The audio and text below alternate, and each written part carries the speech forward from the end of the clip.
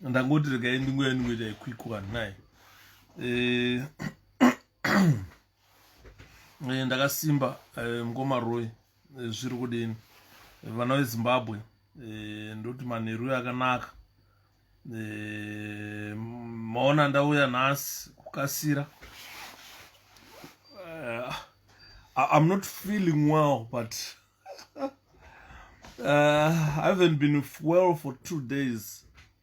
But ndakuona mati gaindi nguva yangu tikurukure chekutanga gaindi kukwasei mese muri kumatimana enyika mazimba makadi mese ndakasimba. As you can say that I haven't been well, but I need to talk. Muviri yanga ichiita kutapira naye.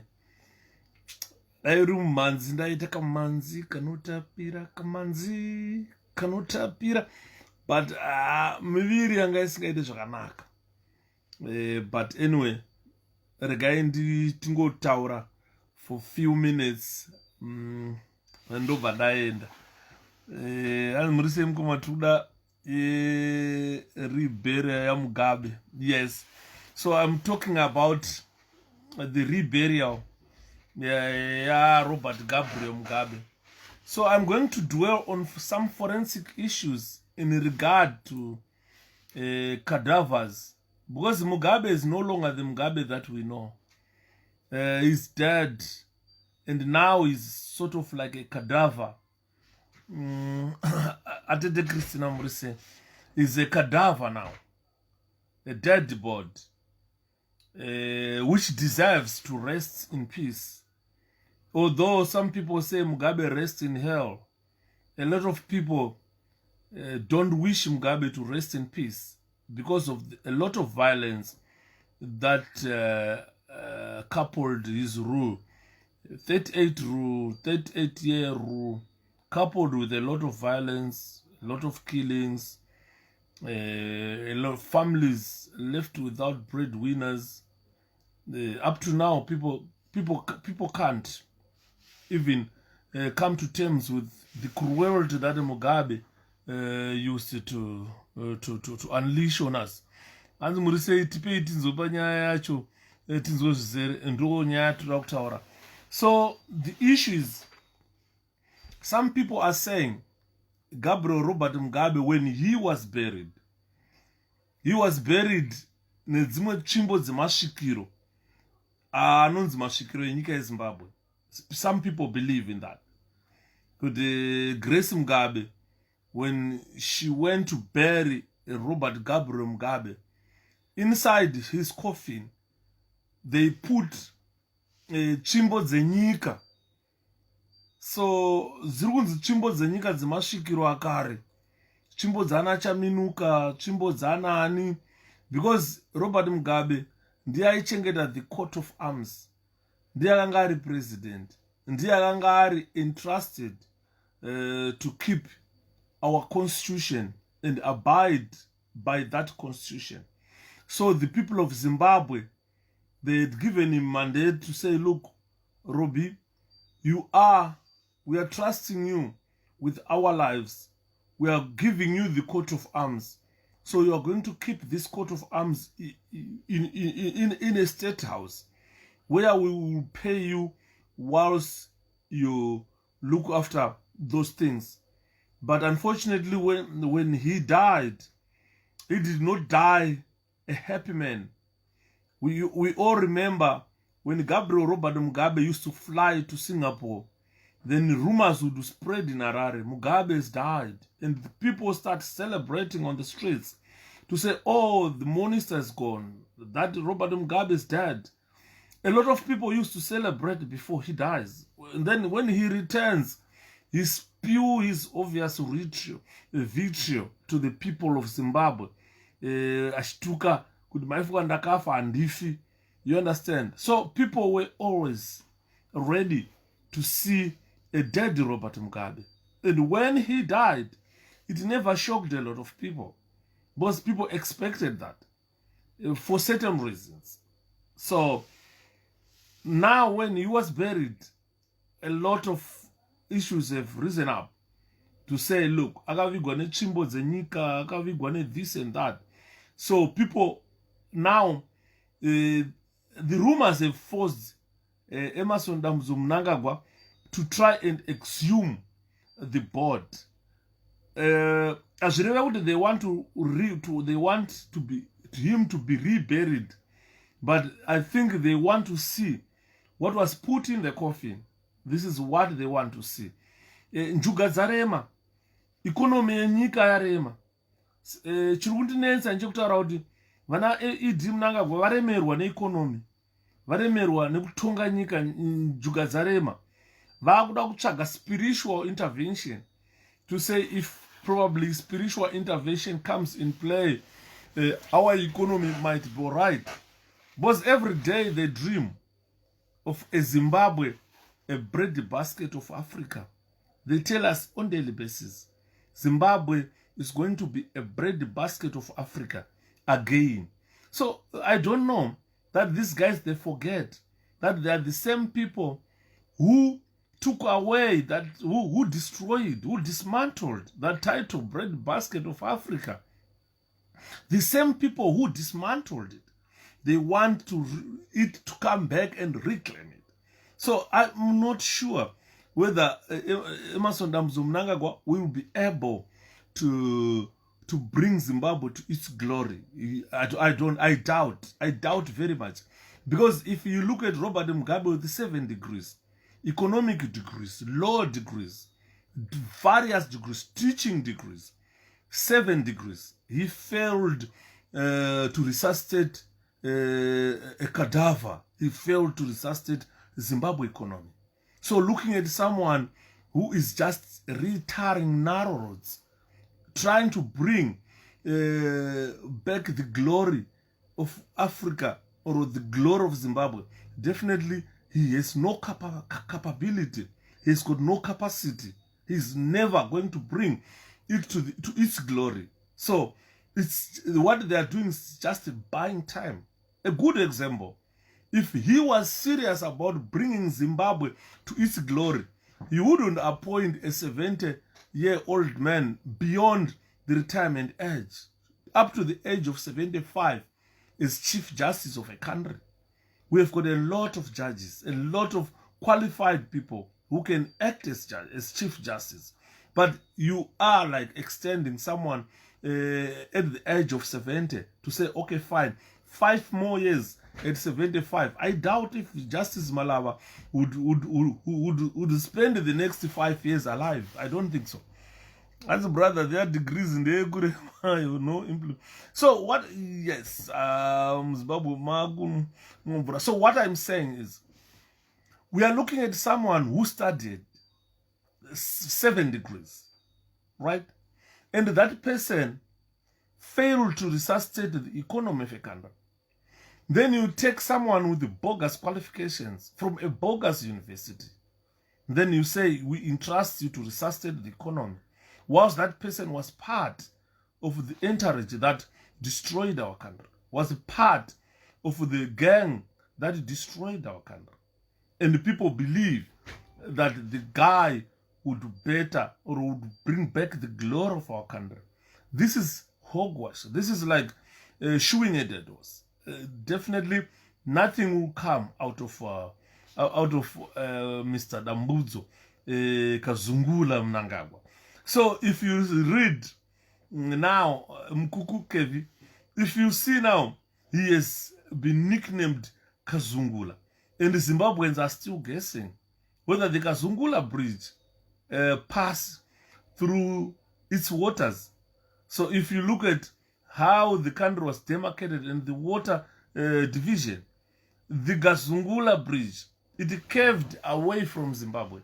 They avoided to share the bridge with the Zimbabwe. So Dr. 𝗥𝗲𝗯𝗂𝗃,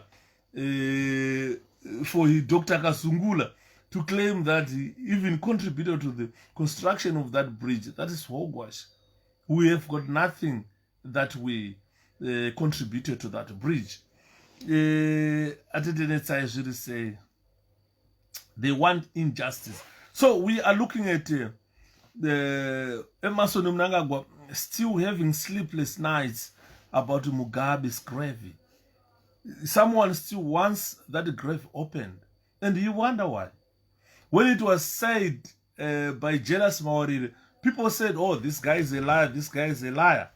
But now we have seen Chief Zvimba writing a summon to summon Grace Mugabe to appear before a community court. I'm not sure whether the immunity, Grace's immunity, doesn't apply here, because she still hold her immunity as former first lady. She still has immunity. She still travels on diplomatic passport.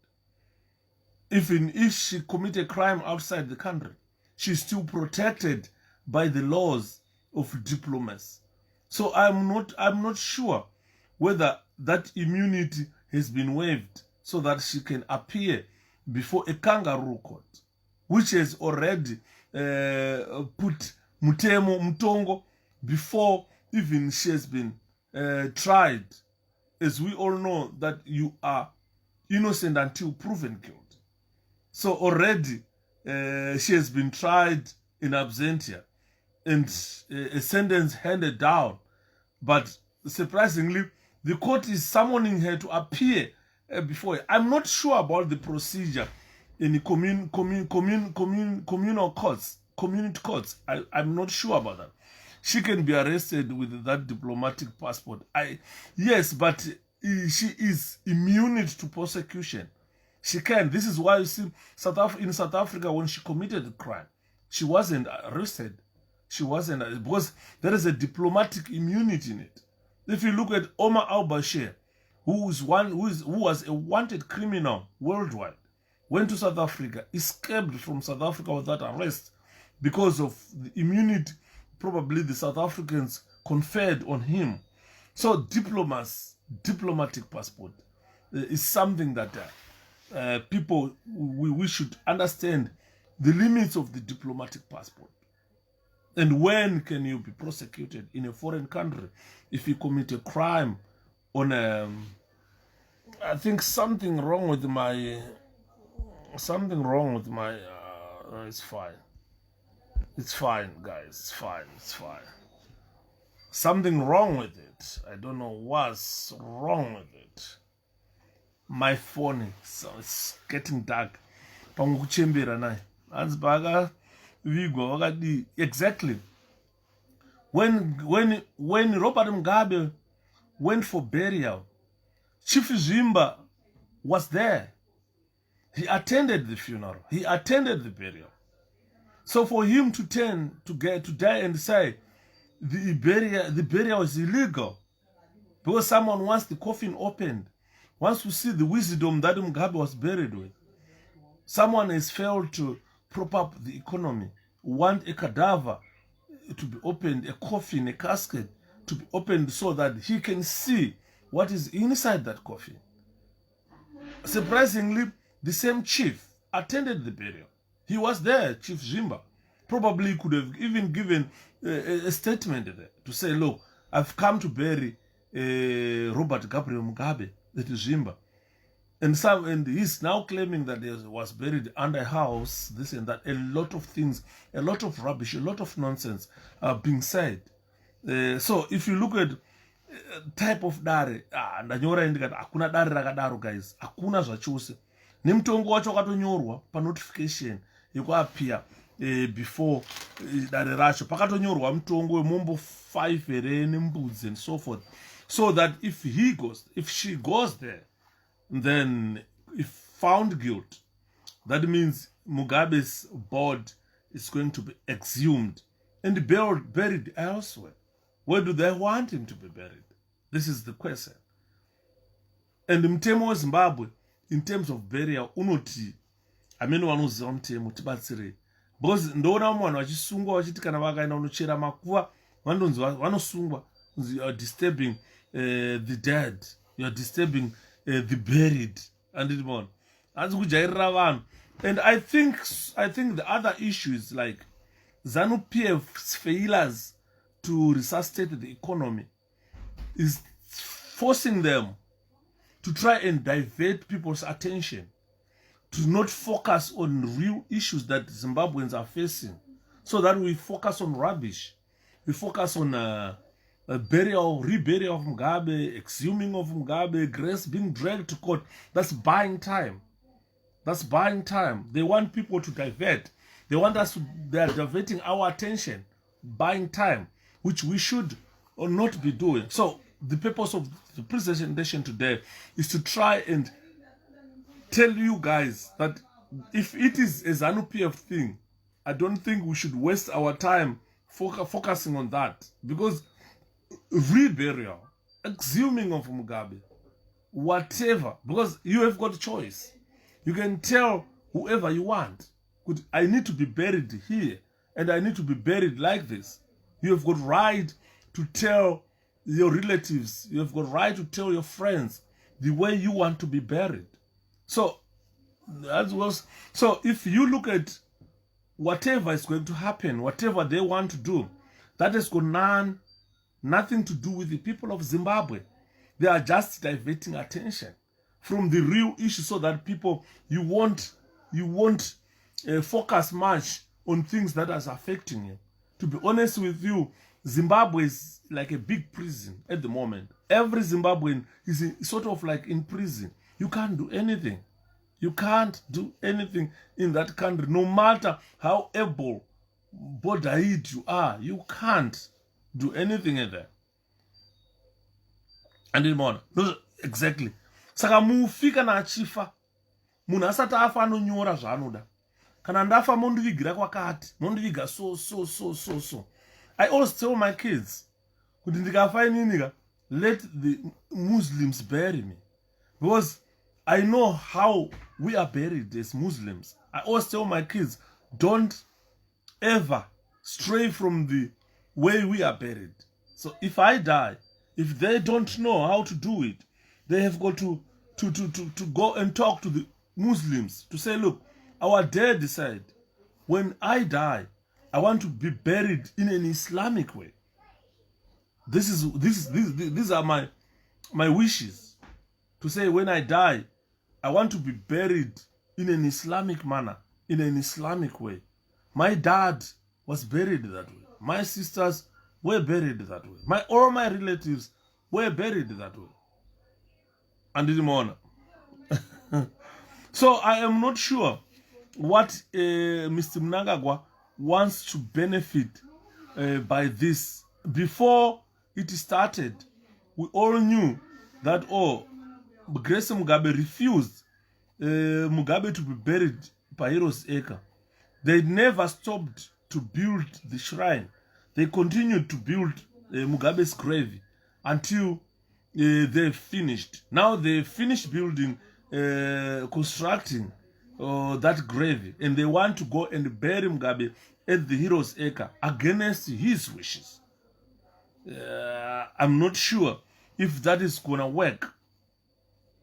I'm not sure if that is gonna work, because it's no longer an issue about the Mugabes. It's now a political issue that they are going against the wishes of Robert Mugabe.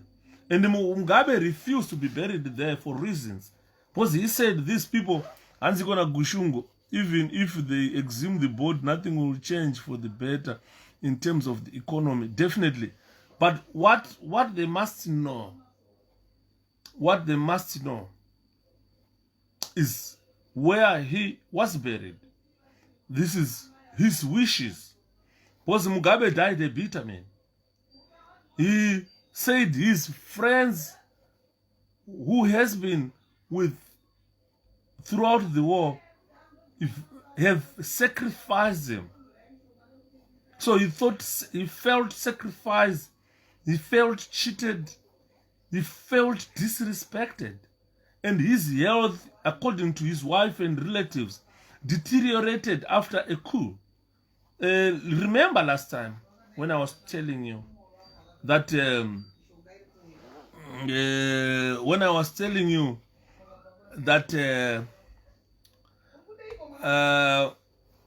that when Mugabe was being forced to leave the podium, the old man was old, and he was incontinent. So sometimes he told the likes of Chiwenga, hey, mama. They said, no, you can't go to the toilet before you sign. They refused him to go to the toilet before he signed.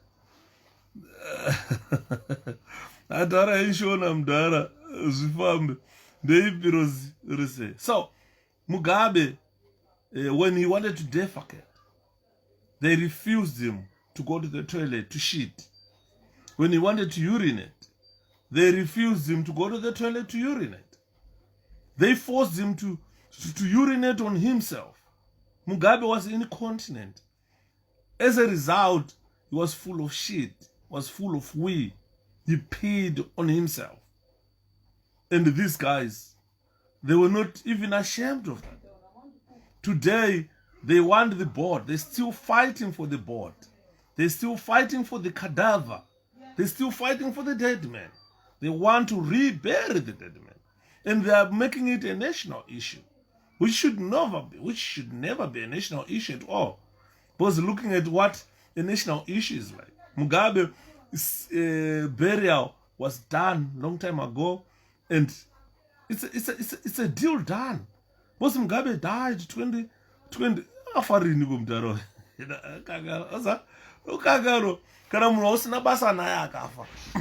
You won't remember that. So if you look at Robert Mugabe, what they are saying is he must be reburied. And they've summoned Grace Mugabe to a court, a kangaroo court, where they are saying Mugabe must be reburied.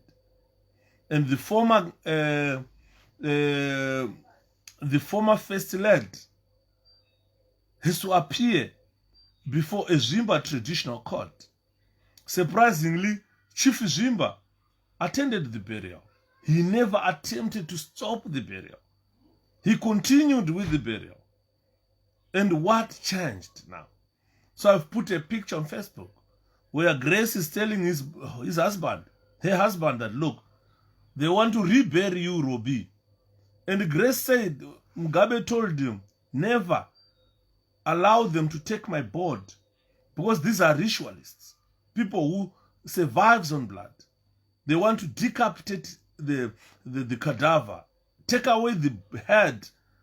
You understand?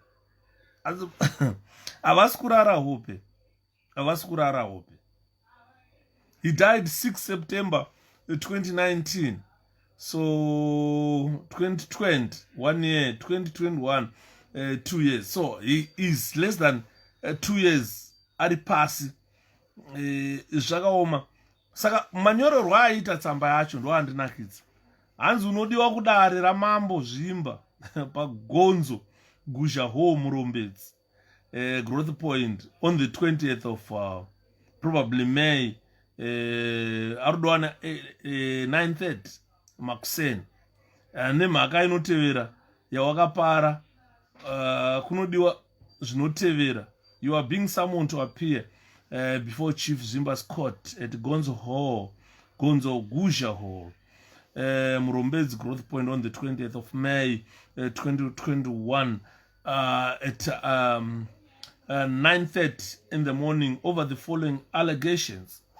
Vapaiswa ma-allegations acho ekunze you are accused of committing a taboo by burying the deceased Robert Mugabe in a house which is violation of the culture of Zvimba people.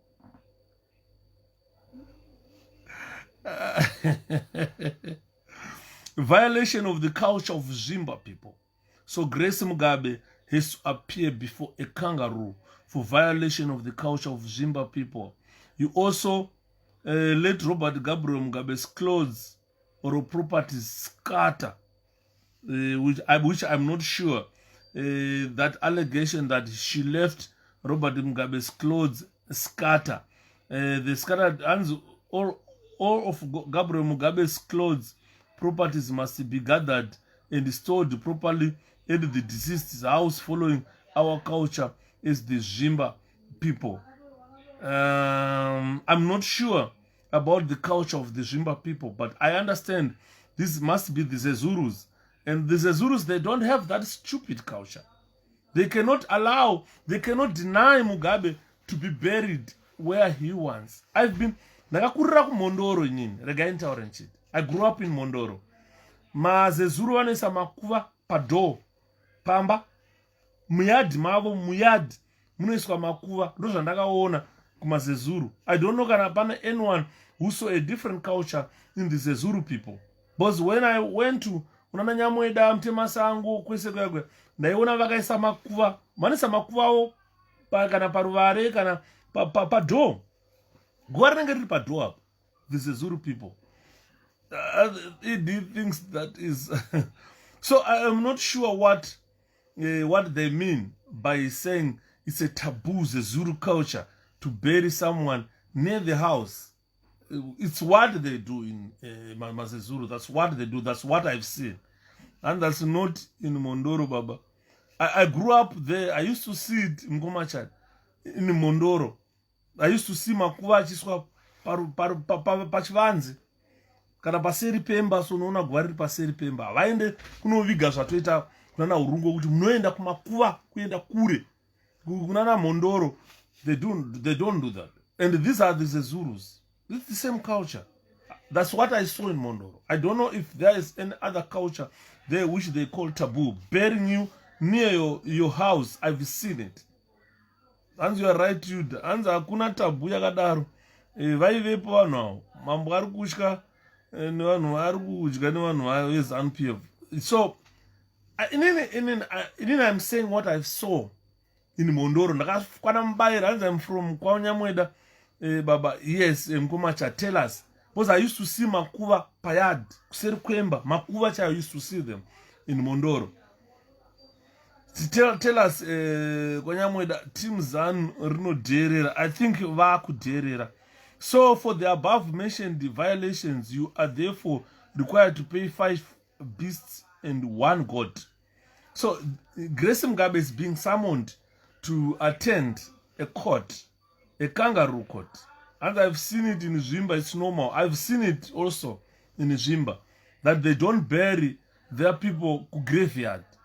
Graveyard yao pamusiwo pavo, padzimba dzavo ipapo, paseri pemba, kana pafrandi pemba, ndo pavanoisa makuva avo. I've seen it. Because I used to ndaigara kwamutema sango. Saka taifamba unobuda kwaNyamweda kusi kuti aitenderera kwetu vadiki. So I've seen graves achiswa payard. Andambonaona makuva achiswa kumakuva kuti vanhu people will go kumakuva kunoviga vanhu. I've never seen that. Anzi's brother is 1 meter 1,000 nepamba pedu ngavabvunze isu. Thank you, Prince. I've seen it. Although I was young, but I could tell that these are graves. They are destroying our culture, but bit by bit. Noisa Muyadi Mkoma Yuda. Thank you, Karim. This is what I saw. So this is what I saw. I saw it in Mondoro, where graves are put on the yard and summoned and charged. This is what is surprising. And those who are learned in law does a chief have jurisdiction to try a former led first led from years back, constable was senior to a chief in terms of powers of police. What of a first led? She still has immunity, and she's immune to prosecution. So I'm not sure why she's being summoned by a politician to come and appear before him. Hanzi baba vangu namai vaivigwa pedyo neyard. That's what I saw in Mondoro. This is the Zulu culture. That's the Zulu culture. And a misinformed chief is telling people that it's taboo in their culture, whilst they've got graves on their yards. Ndakaona makuwa avaende kumakuwa zvatoita kana mumatown kana kurungu kokuti you select uko ndokunovigwa vanhu, so you go and bury your people there. Whoever afa anoenda ikoko. They don't do that in Mondoro. Mazezuru havaite izvozvo. Vanoisa pamusha pavo ndipo patakaona vachisa makuva avo ipapo. Hanzi kwedu kuChiweshe ndo zvatoita tovigira pamusha wese pakaita churu. Exactly, I saw it atete Christina. I saw it when I went to bury a friend of mine. Ainzi knowledge from 𝗏𝗏𝗏. I had a friend who died. Takapinda basa tese, he was a good friend of mine. Ainzi knowledge from 𝗏𝗏𝗏. Aibva kuma kuChiweshe kudhuze nekwana Peter Pamire mukapfura pa pane katownship kekuChiweshe kanonzi kachika kwaGweshe. Mukapfura paGweshe mukafamba makutoda kuti muda kuroka mukamukwidza so mubva matena right. Ndakanoviga friend yangu ikoko ainzi knowledge from 𝗏𝗏𝗏. Knowledge takamuvigira not far from the home, padhuze nepanzimba dzavo, kwete zvokuti munoenda kumakuwa kwachana hatina kubva tambozviona izvozvo. Saka it all depends kuti Chief Zvimba wemuZezuru here. As Grace is charged, no need to attend. Exactly. This is why I'm saying that Hanzi, for the above mentioned violations, you are therefore required to pay 5 beasts and 1 goat. Already before she appears before the court, she has already been sentenced to bring 5 beasts and 1 goat. You are allowed to bring witnesses and evidence to the court. I'm not sure what witnesses are for, because he was there, Chief Zvimba, when Mugabe was buried, and he is a witness to that. He witnessed that. It also, if you fail to attend the hearing without permission from the court will rule in favor of the applicant. Already the court has ruled in favor of the applicant before the accused appear before that court. This is definitely a joke. Don't forget Grace akashauda idi so nyaya chaipere pakaipa. Mbuya mwana wagudo uyu aitaura. So let's see kuti zviri kufamba sei. Eustace ari kupiko mupana uyu timbonzwa kuti baba wake ava kuda kuti if you want clarity on the matter, approach the court on the date set for the hearing. Hanzi kana uchida clarity, hanzi kana une kukadzika uya ubvunze mutongi zuva rekutongwa kwemhosva yako. Misha yose do that except my resettlement areas. Thanks Ngoma Colin. I've seen it. So this is what Grace Mugabe is being subjected to. Andina hangu tsitsi nani na mbuya mgogoda, but this probably is an erosion of our chieftainship culture. Zimbabwe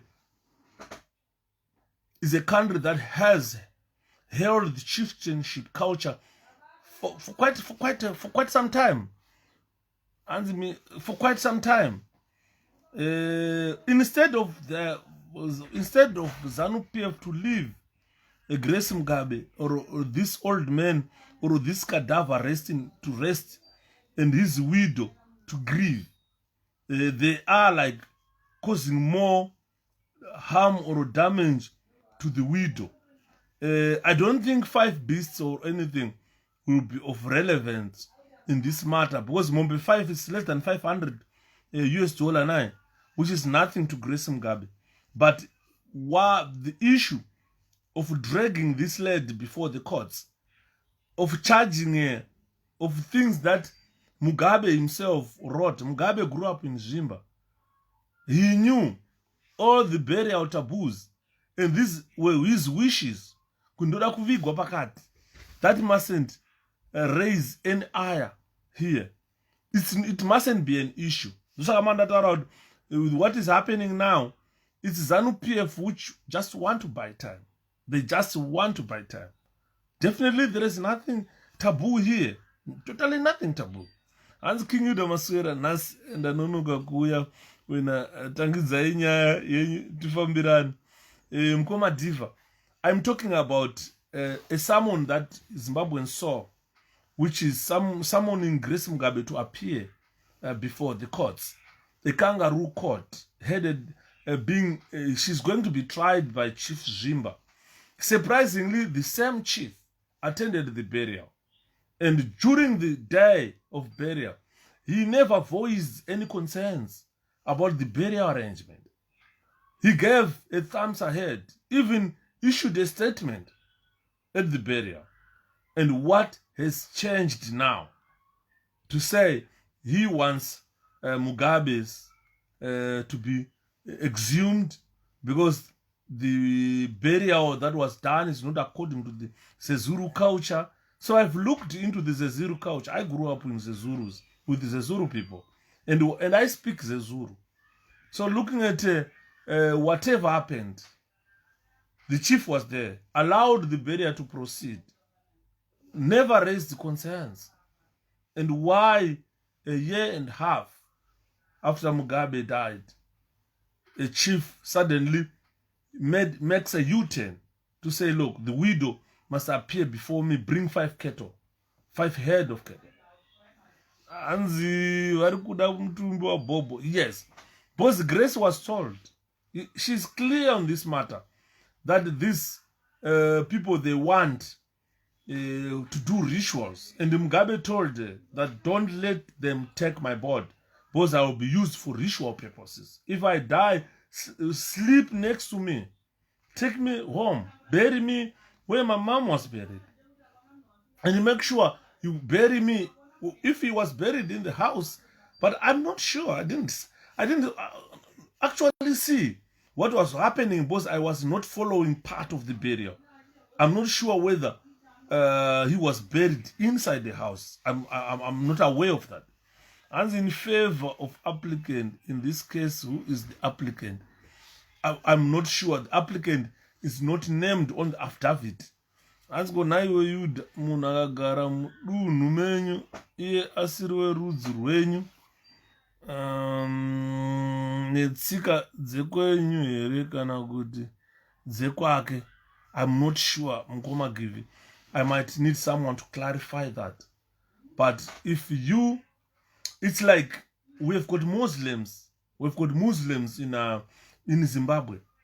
The way they are buried, I've never seen even ZANU-PF government querying that these people, they've got a foreign culture, Islamic culture. When they are being buried, they are not put in coffins, they are not done this and that. Nobody even challenge them. You understand? So they cannot challenge Mugabe. Could why yawakapara mumba kana wakagirwa pasi pemba kana wakaita sei. It's he has got his choice. Pamusha pavo. Uyo at in favor mumwe varashiki avana ganda kumeso. Let's see what they are defending.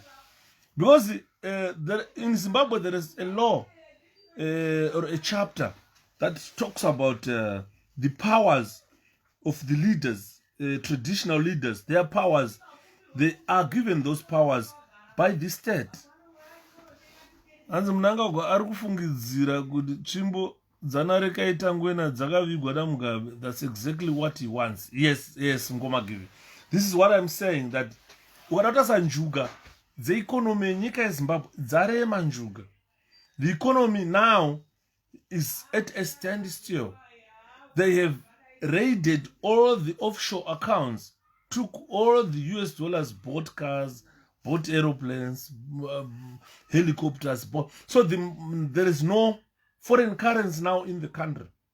This is why you see they are trying to see if chimbo yareka tangwana irimo here kuti ada kudaidzira varungu nayo here. We don't know what he wants, what they want to say, because every time you hear them vachitaura kuti inonzichi anzita ma-Americans, they are on the queue to invest in Zimbabwe.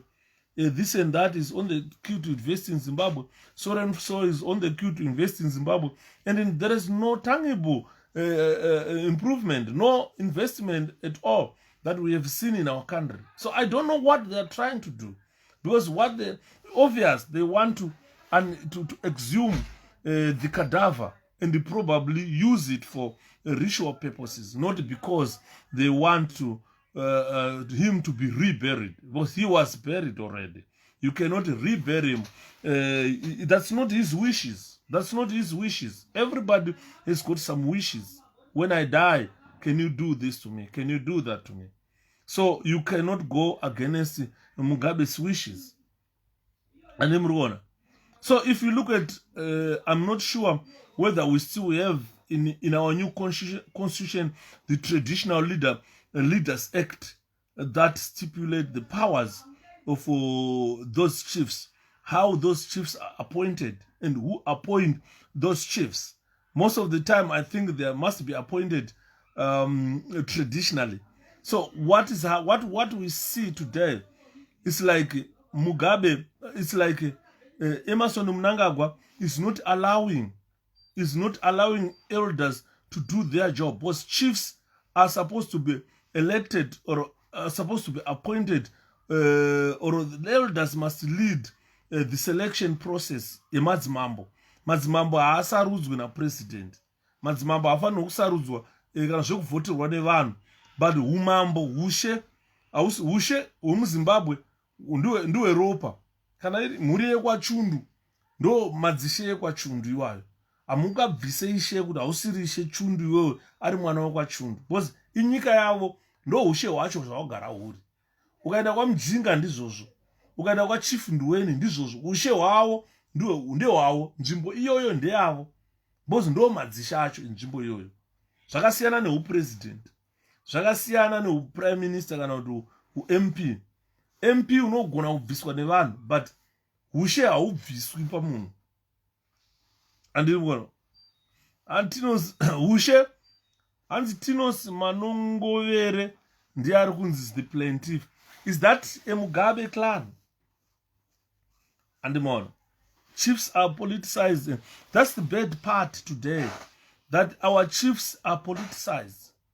They are, this old man now, Emmerson Mnangagwa, he doesn't let elders to do the selection process of the chiefs, but instead are led by immature district administrators. If you go to our country, district administrators who doesn't know much about this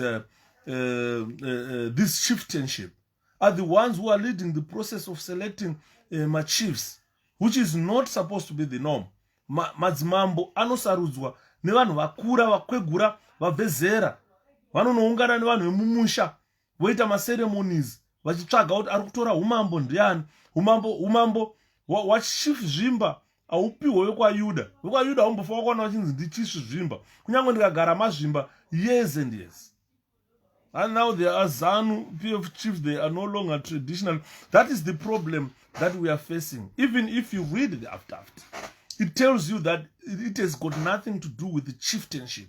But this is a political move that someone is trying to score, or someone is trying to revenge, or someone is trying to make himself enact out this. And so if you look at during the war, Pioneer's native commissioners and the successor, if you look at that native law, even a district commissioner, ndiye aisarudza ndo pazvakaitwa nemabhunu, but mabhunu airemekedza chivanhu chedu. I don't think on that native commissioners they used to influence kuti mabhunu kuti chief asarudzwe ipapo. And still remember the chieftainship the Mangwende chieftainship yokwana Murewa nanhasi iri kunetsa nyaya iyoyi. Inonetsa nyaya iyoyi because inyaya yekuti yapindirwa nemapoliticians. It's no longer about the elders doing their jobs of selecting a chief. Enzvakangoswa zvafana zvembanje unosvika chakaruma mudzanga wembanje chitudoti chinzi chief chiri kupuwa 4x4 chiri kupuwa salad. The chiefs get a salad. And hanzi hadzina manoms ndo zvinonetsa mukoma chichi kuti mbavha hadziteere mutemo. Because if you look at today's chiefs, the chieftainship in our country today, it's just crowded with young boys who just need the material things. There is temptation of them becoming chiefs because they want material things. They want cars. They want everything. So materialism today is the one that is at the forefront of selecting my chiefs. It's no longer about the norms that Zimbabweans must follow. Musaka muchona kana mvura isinganayi musazozvibvunza kuti ko mvura sei yatadza kunaya. And I was surprised to see Chief Nembuzia who was 21 years old back then. Do you mean Guru Zikwawa hakuna vanhu vakuru here? That's the problem. It's no longer, it's just taking ZANU-PF youth militias and give them chieftainship. And in what? Indakatombonzi ndaenda kumusha kwedu kwa Yuda. Kondaitaura kuti kwa Yuda ukama hwakasiyana. Vekwa Yuda vaitotaura zvikanzi dai wanga uri kunoku wauya wotora ushe hwasekuru wako. Sekuru wangu wakasikasi wanga vari vakuru vakandarisa vakati iya chimwene nding'ono uyu mwana mudiki haakwanisi kuita mambo. Anditi maona saka ushe hwakasiyana nekuita upresident. Kupolitics yes 21 years you can be, but not kuushe 21 years you can't be a king. Anditi maona pamwe watotanzi umambo hwamazuva anoda vanhu vanogona kunyora nekuverenga. No, that's not it. That's not chieftainship.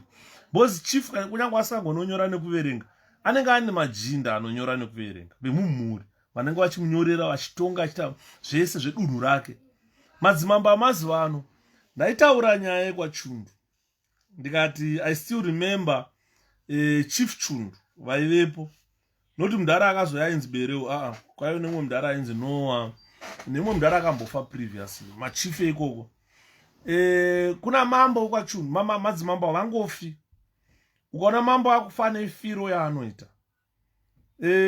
Patakatanga kugara machundu tainzwa nyaya yekufa kwamambo Chundu kuti vakafa vachirumwa nenda ndokanga kuri firo yavo iyoyo. Saka madzimambo vane a way to die. Havangofe zvatakuona mazuva ano zvero. Izva zvimamambo zvima youth brigade zvima youth militias zvakungotorwa vanzi muri kuda chi zvobva zvatongopiwa ipapo zvakunzi madzimambo. So this has left chieftainship in our country being disputed. A lot of disputes are arising from madzimambo iwaya. This is a good example is what we are seeing from Chief Zvimba. Honestly, you can't call that guy a chief considering the rubbish that he has sent to Grace Mugabe. And what? Chief chai anomira zvakaita Ndweni. Ndweni akamira akataura no. A chief doesn't have a political part. Because if you are a chief, you represent everybody, regardless of political affiliation. Hakuna chief anofana kupinda mu politics. Machief anosarudza chinzi machief haavoterwe kupinda mu parliament. Vane automatic entry into parliament and vane masarudzirwo avanoita kwavo. Saka hatifanirwi kuona chief wemuZimbabwe achirwa slogan yekuti pamberi nezano. Hatifanirwi kuona chief wemuZimbabwe achiti chinja maitiro. Chief anofana kuti mudunhu make mukauya vanhu veZANU-PF anoenda ipapo onomira otaura navo oadress varume inini dunhu rinori nderangu zvandotarisira mimi kubva kwamuri neizvi obva apo kukauya vanhu veMDC chief anofana kuenda kunoadressa bosi vana vake anofana asvika paipa ndoti dunhu iri nderangu zvandotarisira inini sachief wedunhu rineri ndoda runyararo ndoda zvakati. chief ane kodzero yekubhana kuti handisuda vanhu veMDC kana vane ZANU-PF vakauya vakapisira vanhu misha yangu muno, vanhu vangu misha. Saka handisuda vanhu ivavo noti vanondikanganisira magariro evanhu vangu akanaka. Andimona, chief has got those powers. But today's chiefs, takuona vana charumbira ndo vanenge vari pamberi muparliament. Pamberi nezanu, pamberi nechief, pamarari, pamberi nezanu, pamberi uri chief wevanhu. Ndo machief amunoona kuti kunyange chikafu chikawanda kuti vana nhinga vatenge chikafu. Bhozi ndewe MDC. Saka mukwana maita chief akadaro, mapita problem, maita dambudziko. Andimona, exactly. Zvakafanana na Queen Elizabeth muno mu-UK. Haana political party anosupporta. Conservative ikauya ikawina zviri fair anongoenda ovapa ma-blessings. Labour ikawina anongovapa ma-blessings because Queen ndiye muridzi wema-islands anayo. Anogona wana kuti zvepolitics handichadi mu-island mu-area yangu. Anogona kuzvibhana. Because ndiye muridzi wema-islands ano. Ndakaona ma-politics achitaura kuti you want to ban chieftainship. No. Chieftainship hamukwanisi kuibhana. Because muno kuDare kuti uzoita king of this UK. Maichoitika hondo dzairwa munomu. A winner ndiye anotonga. Sorry guys, I'm still not feeling well. Kanenge ka symptom ke COVID karurwa. And I'm not of the Chinemkutu clan. We know that chiefs are now being chosen politically. That must be stopped. That is wrong. This is why we see such rubbish like this letter or purported affidavit sent to Grace Mugabe. You see, so it's unfortunate that what we see now, the chiefs, they can't be independent because of material needs. They want their well-being, but already the chiefs were being catered for a long time ago because they earn a salary from the government. This is why you see they are getting even cars from the government because they mustn't be political. And when we talk of government, we talk of an entity that everybody contribute in terms of tax. As Mkoma Yuda come to my inbox, ndikudze masarudziro anoitwa kuchikoro. Thank you so much, Mkoma Den. You can tell me then. No. I think I can access it somewhere. Ancharumbira haana kupiwa ushe kwa nemawe Rev. I don't think Charumbira is not the chief, but politically he was appointed the chief. Umambo wakatora waari kumhanya nawo hausi umambo wawo. Ndakatombonzwa even gutu chaitanzi andaunoenda chief ndikati aiwa iwo hausi wemba yeumambo. Kunzi gutu hazviroti wawemba yeumambo. Tino vanhu vanonzi ana Harare hazviroti ndo varidzi veHarare naye. Saka a lot of people, there is misconception because of material well-being. So chiefs have gradually ascended to the power, to political powers, political office. Chiefs have ascended to political office because what they are doing now is they are looking at material well-being, cars, mari, beer, and so forth. And that has created a lot of disputes in chieftainship. No matter that you've got a straight chieftainship. Umambo zvaunoitwa kana muri wemumusha muno. Umambo unogona kuti muri wekwayuda unonzi uri kwaMndarandolo ndo vane umambo. Vandozivana vanhu vaya. Kana wabva maWandolo uchaenda kana kuti kwaMusa. Kana wabva kwaMusa uchaenda kwaMndara kaJosolo. Kana wabva kwaMndara kaJosolo uchaenda kwaChentira. Ava mabrothers vane umambo mukati memusha mavo. Saka vanenge vachizivana kuti vandozivana kuti uye mambo aripo akafa ushe uchabuda mumba umu woenda kumunin'ina. Munin'ina wacho nekutedzana kwavakaita uyu ndiye achave mambo. Vakabva ipapo kana akafa kana pakaitika anything, iye unobva pari unopinda mune imwe imba. Saka imba yese yeumambo vanenge vachisarudzana. Just like what you see kuti zvino Prince Charles akamirira kuti mai vake vakafa, tinge tana King Charles. Akafa King Charles tana King William. Andimugona akatadza King William kana akafa panogona kupinda munin'ina wacho ichimpana ginger hair chokonata king andimona. Saka a lot of ushe unosiyaniswa nemudzimba kuti wambobva mumba wapinda asi hauzobudi murudzi zvokunzi ushe hwekwaayuda obva wanzi wakupuwa ushe wakupuwa na Eustace. Hazviite izvozvo andimona. The worst chief that I've ever seen, yeah, Charumbira is the worst chief andimona. Saka ndo pashata because that the disputes which we see now, they've eroded the powers that are supposed to be given to the chiefs. They've eroded even the economic well-being of the actual chiefs. When unfana kuwe my chief chaicha, I wanna they are benefiting nothing. So mbava, zwafana my drug dealers, zwafana zvidikis, these are the guys who are now benefiting from chieftainship where they are not supposed to benefit. Kuti mwana ane 21 years, baba mkuru wake varipo, vari supposed to be chief, but iye ane 21 years akudziwa kuchiya kuti chief because abva kubhodhagezi. Kana kuti muyouth wezana. Andimona. So a lot of things, especially on the succession of the chiefdom or the handing over of chiefs from a founder to or the handing over of chiefs, kazhinji kacho zvinoitwa successively nema brothers. Ndo zvandakaona. Ini handisi mushona. Ushe hwedu isusu ndo kumalawi. But what I saw there when I went home, ushe hwacho unopuwa succession yacho iri in line with the brothers. And from this brother to that brother, from this brother to that brother. Ansana mbona ushe unobva to a young brother uchienda to an elder brother. But ushe unofana kubva to an elder brother uchienda to a young brother. I think ndo zvinofana kuita ushe. Or the eldest son in a family, kana baba wake akafa, automatically assumes the chieftainship. Asana mbona ushe uchipuwa gotwe. Unless kana the eldest son ane a mental issue, kana ane ma issues, anova asave capable of ruling or running a dunu. You understand? So ushe kunobva from the eldest son uchidzika. Kana vari mukoma, baba vangu vafa inini. Vafa baba vangu ni kana vane muning'ina. Muning'ina wao automatically takes over.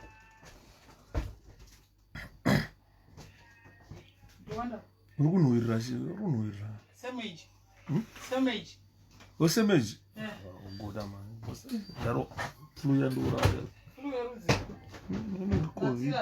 COVID paneso. COVID. Unotira shamba. Ungoendesa here mining? Ndoendesa mining ndakuzokutopedza.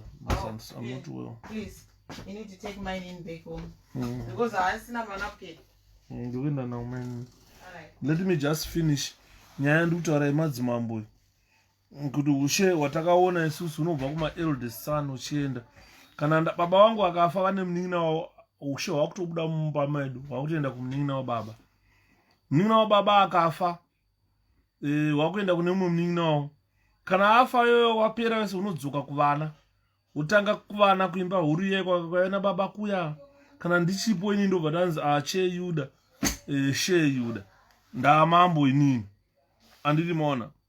Saka if you look before colonial rule, this is exactly what was happening. But this Western style that Zimbabweans have adopted, it makes us now look fools. We have lost it. We have lost it. We have lost the game. Because we don't know what we want. Honestly, what we are witnessing is like hunhu hwedu wazopwanyiwa manje neZANU-PF. Wazopwanyiwa hunhu hwedu neZANU-PF. Because if you look now, Mnangagwa's office is being implicated in planning to exhume the late Robert Mugabe. What has got Mnangagwa to do with the things that are happening in Zvimba? What is he fighting for? Why does he need the remains of Mugabe? And Mnangagwa is saying he wants to bury him at the Heroes Acre. And in Mona. The country is burning. The poverty, you don't know. vanhu vari kufa nenzara muZimbabwe, vanhu vari kutambura. Someone is crying for a corpse. Definitely someone is crying for a corpse. The Junda occult. This is a comedy that we are witnessing today. Azonoenda kune mwana mkuru wa mkoma. Exactly. And so what we are seeing, the Junda occult, this is like a comedy. What they are trying to do, exhume a dead body to go and rebury him. As boss, you the one love watching live from Zambia. Mkoma Eddie, thank you so much. So we are looking at why would they do that? Honestly, if you look at Mugabe, a dead body decomposes. I don't think Zimbabweans are aware of this. A dead body, it decomposes. A cadaver, it decomposes. And when that decomposition takes place, it gives many questions today to say this body has been underground for almost a year and a half. And at what stage is the decomposition at the moment? Why would they go kunofukura chituna chakunwa? And they are going to open the casket. Why? Kunofukura chituna chakunwa. What is the purpose? Why? Because Mugabe can have a ceremonial grave. If you go kuHeroes Acre, pane kunoiswa maruva nemunhu wese kuyako. That's a ceremonial grave. It's nobody's grave. Mugabe can have that. You can write Mugabe on top if you want. Rather than wasting money, taxpayers' money, go and exhume a dead body. And maona kana paivigwa pacho kuti gware box rera pakaswa concrete pasi kaoma, pakaswa concrete mumaside, pakaswa concrete pamusuru, akaswa muziconcrete. Taiona maconcrete achipinda achiiswa muyamwe.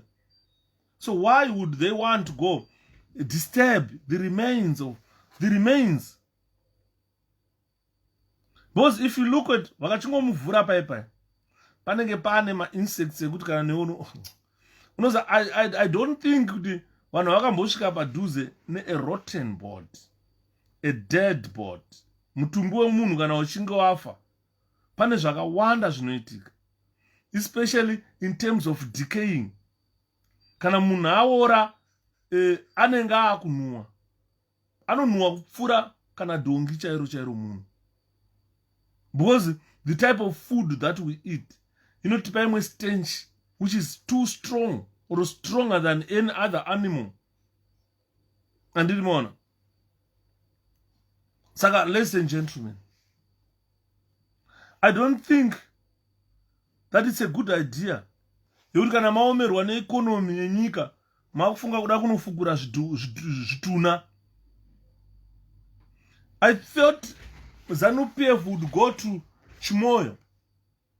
I thought ZANU-PF would go to Chifombo. I thought ZANU-PF would go to Nyadzonya to go and exhume those bodies and bring them home. Because what they are doing is, muda unofukura munhu ari properly buried. We have got thousands of Zimbabweans who died during the war, who are still lying in foreign countries. If you are patriotic, why can't you go to Mozambique and bring those dead bodies home? Because those bodies, they want to be buried home. They went there to train to come and fight for freedom. They died there. And you are ignoring them there. Instead, you put them in a mass grave. But you are fighting to rebury one person who received the proper burial. That defies logic. And for us to say ZANU-PF people are thinking, it defies logic. This is where we say these are cultists, people who want to use the board for certain ritual purposes. We have got thousands of Zimbabweans who died in Mozambique, who were buried in Mozambique, fought 42 years after independence, 41 years after independence, there is even no attempt. No one is talking about it. About bringing those people back home. About bringing the freedom fighters back home. Those people who died in Mozambique. No one is talking about it. But you just want to go and rebury Mugabe. Akaenda ari mukasket. Vana vari kuMozambique havasi mumakuva, havasi mumakofini. Vaingotorwa vachikandwa mugomba sembo vachifusirwa nezvigredha. And you don't want to go and excavate them or exhume them. Give them proper burial. So that people would say, ah, fine, at least you've got heart. I was talking to the other guy last time. I said, look, those guys those people who perished in Nyadzonya and Chimoyo, with the new technology that we have today, those people can be identified and their relatives can go and claim the bodies. There is what we call DNA today. Whoever is missing his relative who went to Mozambique, can you submit yourself, or can you bring yourself or present yourself for DNA testing? So that DNA test will be done. Those bodies will be DNA tested. And those who matches the relatives then have to be given to the relatives to bury them. Until today, some people are crying. Kune mwana akambouya musikana akandinga inbox kwangu achichema. Akati mkomaida nyaya makatanga inorwadza. Nyaya makataura yekuti vanhu vaiurawa kuchifombo vachinzi 𝗵𝗵𝗵𝗵 nana manyika. My father went to war, never came back. Akarontaura nezita rababa wake, havana kudzoka baba vangu. So I suspect my father was killed by these people. You understand? So those people, they need closure. They need to know where their relatives are. Ndofunga, it was about 10 or 10 years after war. I think Mount Daruinu. Kuna vafana vaifudza mombe. Vachifudza mombe ndobva vada come across a dead body. Ndobva vada come across a dead body. Varifana ndobva vamhanya kunotaura kuvakuru, taona munhu akafa. Vakuru ndobva vauya kuzoona chituna. Vasvika apo vakabva vaona munhu apa akafa ipapo, akafa nguva dzehondo, akapfurwa nguva dzehondo. Vakatarisa kuti body yake was still fresh. Hapana pairatidza kuti akafa kudhara. Wachi yake akapfeka yanga ichiri kushanda. Futi yake akafa akaibata. Vakamhanya vakadaidza vakuru vehurumende, uyai muone zvataona pano. Vakaenda vakanotora munhu uya, vakaenda vakanofusira. Hans Blayuda, a friend, told me that the government is CIOs and assassins who work in prisons undercover. Is this true? Yes, they are there. Mkomadon, Tony, they are there. They are there. And the prison officers are being trained. Nema CIO as well. Anomoza vana wakatama variko kujeru. Vana wakatama mCIO. Kamwana kaika kainzi makanaka wakatama kaika. Kaenda pa ZBC kari kamwana kadiki. Kakazopesera ka-abuse wakaroorwa kari kamwana kadiki. Baba wacho mCIO. Andogara kuChiVabvu. Amene kana akabva. Wakatama. As you are going far, kune vakatorwa nemvura recently kuManikaland uko. They never recovered. So I don't know why the government wants to waste resources, wants to waste taxpayers' money, trying to go and fukura munhu asiri kuda kufukurwa, trying to fukura munhu akataura kuti handisi kuda kuvigwa paHeroes'8. Mugabe akataura akati makaviga bhodhagesi paHeroes'8. Hondo yakaenda ndeipi? MaHeroes chacho havana kurara paHeroes'8. PaHeroes'8 pararambavha. Ukaona Heroes'8 isina vana mudhara Dhumiso Davengwa, the commander weZipra Force. Hapo vamunozoti maHeroes vamunoradzika ipapo ndiani? Makuisa vana soja love ikoko. Muchitadza kuisa maHeroes vanhu vakasacrifice their lives. So the purpose of that Heroes' has been defeated. It's been defeated. Animona. Ladies and gentlemen, kudasachituna ekadava. And these guys, they believe that their failure to run the economy is being caused by Mugabe.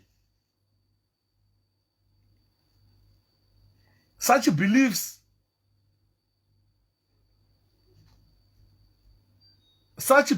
honestly, of saying economy nyika irutadza kufunctiona because of Mugabe's body, which was buried in Zvimba. When Mugabe was buried in Zvimba, Chief Zvimba was there. Why didn't he stop the burial?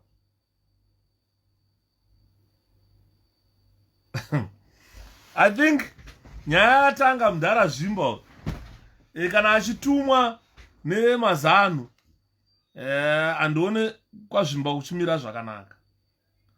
Because maZezuru, they are violent. They were part of the men. maZezuru, they are violent. Ndakagara nemaZezuru. maZezuru ndakagara nawo ndowaziva. Those people are violent. Unoziva kuti kumondoro uku kwaine mumwe mudhara ainzi Maramba. Aifudza mombe pafarm. Saka achifudza mombe papurazi paya. Mombe dzekuruzevha kwamutema sango dzakapoya ndobva dzapinda kumurungu. Saka mombe dzaiuya dzichidya sauti. Saka mudhara Maramba akaona akati kamombe kakaonda ndekekupa, ndobva atora kademu kakano kake ndobva atema mombe iye ndobva yaenda. Saka yakatiza ine demu pamusana ndobva yadzokera kwamutema sango. Kumanheru maZezuru akauya achimba, vaona mombe yatemwa. Vane mapfumo nematemo nechivachimba. Mukati mavo maine magandanga aivemo mukati mavo. Ndaivepo nchiona. Vaimba vachiti kasiya pfumbi, uya uone mashura, uya uone Maramba wako, uya uone watema mombe, uya uone mashura, uya uone Maramba wako, uya uone watema mombe, uya uone.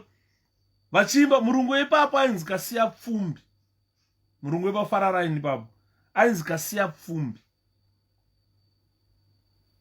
Murungu iyeye ndiye aive nemushanda ainzi Maramba. Akatema mombe yemuZezuru kunzi yapoya kupinda kupurazi remurungu. Vakati vauya maZezuru vehondo. maZezuru ndehondo. And hondo zvehondo zveginya zveviolence vanozvida. This is you wonder why Mugabe aifarira zvekupisira vanhu misha, kudestroyera vanhu misha achita sei. Ndo zviriko kumondoro. Ndo zviriko kwazvo kana Zvimba kumaZezuru. Avachi kutema. Vanokutema nedemon wewe. Ansaka Bobo ane chimutika. Akafa kudaro. Hanzi I think makatapila magredha atove past and by kupaza guva Bobo. Zvinonyadzisa. Zvinonyadzisa. We are going to disturb the dead. Let the dead bury themselves. Let the dead rest. maZezuru ndewe hondo. Ndakavaona inini. Ndewe hondo maZezuru. Vakauya mudhara Maramba vakamubata. Vakamubata makubatirana. Vakabata makumbo. Vakabata maoko. Vakabata chi. Magandanga epo vakacheka ngarucheka huku. Ndakatarisa. Uza munhu anofa kana munhu akufa ropa rinenge ndakatarisa mudhara Maramba achichekwa achifa. And this is Zvimba Chief Punk Tony. Andini mona. Saka nyaya iyoyo yekwaZvimba iyi varume yakushamisa. Yakushamisa. Kuti machief, the way they appointed, kana ma-acting chief, but the way they appointed, it's no longer the way they used to be appointed. Masabuku, ma-village heads, they say the way yavakuiswa nayo, it's no longer the way that Zimbabweans knew. hanzi musatidara ndakazviona inini panyamweda panyamweda ndakaona zvakawanda panyamweda paya. They are now definitely they are abusing the dead. They must let the dead bury themselves. Andimona. Saka ndo nyaya yacho, guys. It's very unfortunate that today I'm not feeling well. I haven't been well for 2 days. Saka mwana ndakana boti zizi, I haven't been well. Ndofuka warota saka na masangu munyaso mona uta idhara ranga rukugwara. Ndofuka COVID inenge yandidzokerera futi. Bo zvandiri kunzwa apa pesa apa nekuseri kwemhuno zvakapenga. But let's hope kuti haizondiradziki pasi. Kamwe wakutotya ipa kuti you can rig election but you can't rig the economy. We used to tell them Komadeni vataurire gushungu. Comrade Yuda, how is it there? I'm not well, Mkomadson. I'm not well. Haven't been well for some time. Hanzi gore rino akunayi mvura. Handifunga kuti chanaya nini. Because kanu kavatangana nako kai kamdara ke kamtumbuka kagabe kamtumbuka ke ku North Malawi. I hope kuti ndopora tete Christina because I am not well. I'm not well. Saka mwana muri kupisa munobva ndakapfeka jacket, jazz. Andimona kungotraya kuti pamwe if I burn ndogona kuti azviri bo.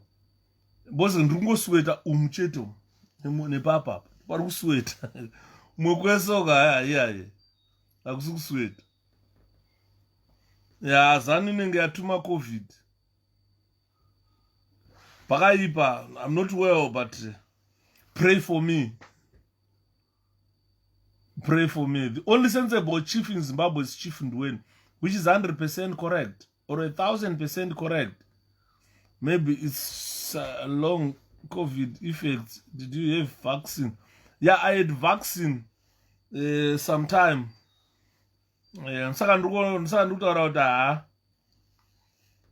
Could be something, but I haven't been well, guys. I haven't been well. It's menopause. Mgoma ndazvinzwa mukuru. Ndofunga tasvika age dzacho idzo dzekuti ndakanzwa mumwe mukadzi achitaura zvikanzi kana uchiri mudiki unoda kutamba 5 mita reare mita 5 bhora reare rinonzi mita reare masize 5 makuru aya ukasvika kuma 40 something wakufarira unotamba tennis. As you go unotamba kanonzi kachika golf. Saka you shrink as you get old. Saka I hope kuti it's not thank you Mkomamid. I think I'm still around. If pakarega kuti zvinoitika upa usiku huviri urutera, I think I'll be around. But kana zvarema munotaura ndakataura pa live kuti ndikamupostori asakati kandafa daidzai mamuslim ndovigwa nemamuslim ndovigwa pachimuslim. Hanzi Mugabe friend yakamuzibhanda ngawasatamba paguva rake. Ndochokwadi kangwazi kamuHastings kamuzibhanda akatozoita zvekuurawa kuSouth Africa atadza kufa. They'd operate and kill his brains, but he was a useless thing.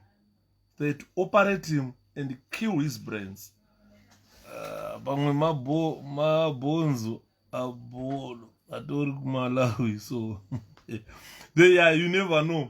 Vanogona kuve vakati kuviga bhobho iyo bhodhi yakaenda kuMalawi nehama dzake dzaivepo hama dzacho makadziona vakabva kuMalawi. They were there and most of them looked like Mugabe. Waiti ukatarisa webvaona kuzvari bhobho naye hama dzake came from Matumbuka came from Malawi to bury their son. Andiona saka zvekunzi arida kuiswa pairozeka. They want to try to prevent the downfall of the economy or spiraling of the economy. Something else not right in ZANU-PF. Ndiribo atete Barbara zviri sei ndakwara neflu something not alright. Because ukada kuona violence iri kuitika muZANU-PF, violence, unomira wo. Hama dzake dzekumalawi ziri kuti chi, amen, ndofunga vanongona wapo Mnangagwa ari kubhadhara ka. Boss imbotarisai muone.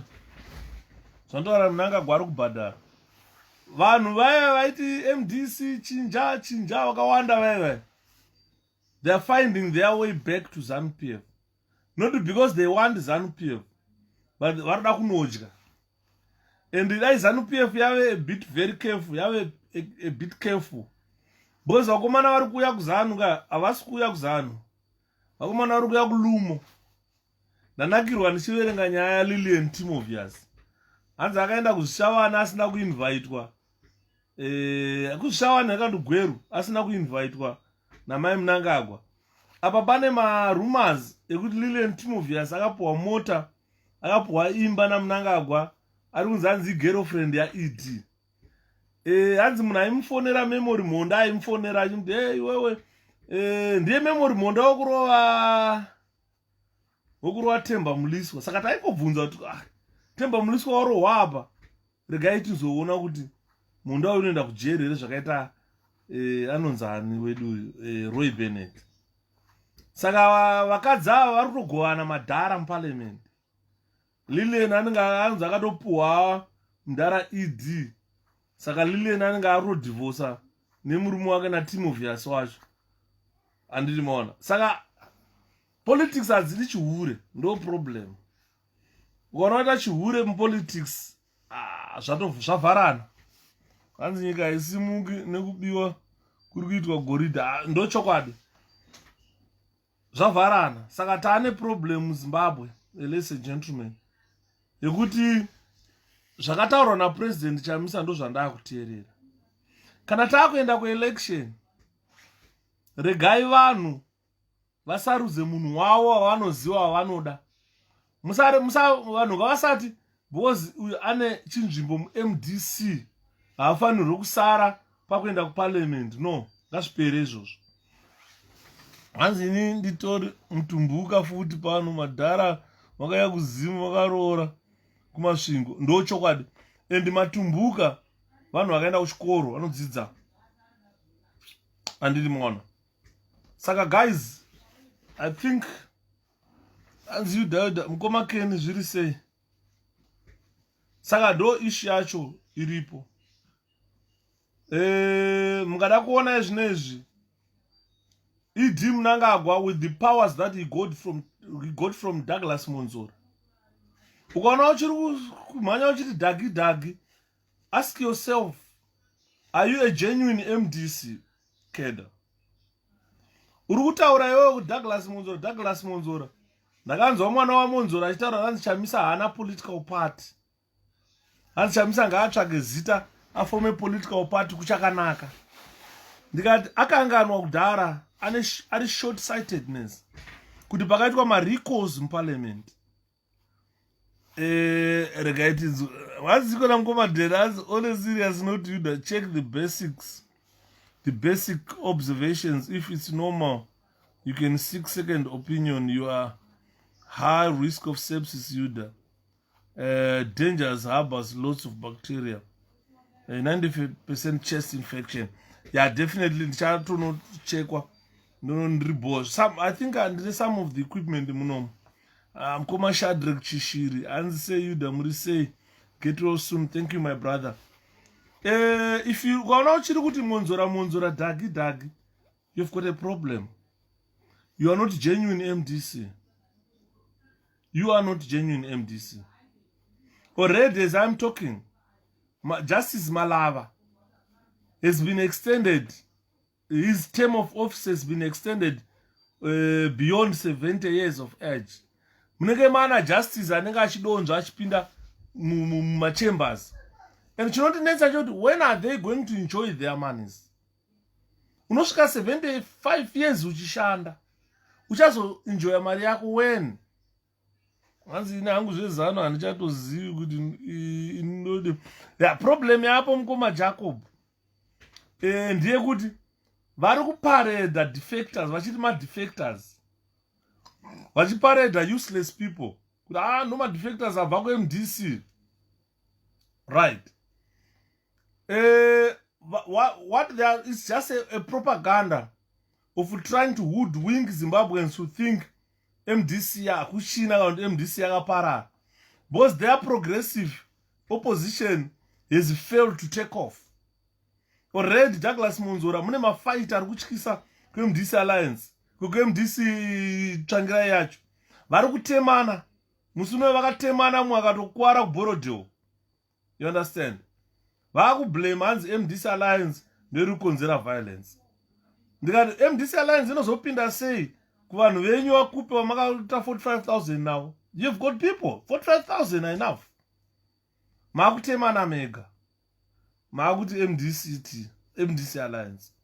Mwana waMunzora ndakati amai ava imbovadzisai kupfeka bhurukwa. Amai vakataura vakati chamusanzi ngatsvage pati nguva ichiripo. Ndikamutaura ndikati imbonotarisa tsamba dzakanyorwa nababa vako iwewe. Baba vako tsamba dzavakanyora vachita recall members of parliament. Vakataura kuti vanhu ava vajoina a new political party inonzi MDC alliance.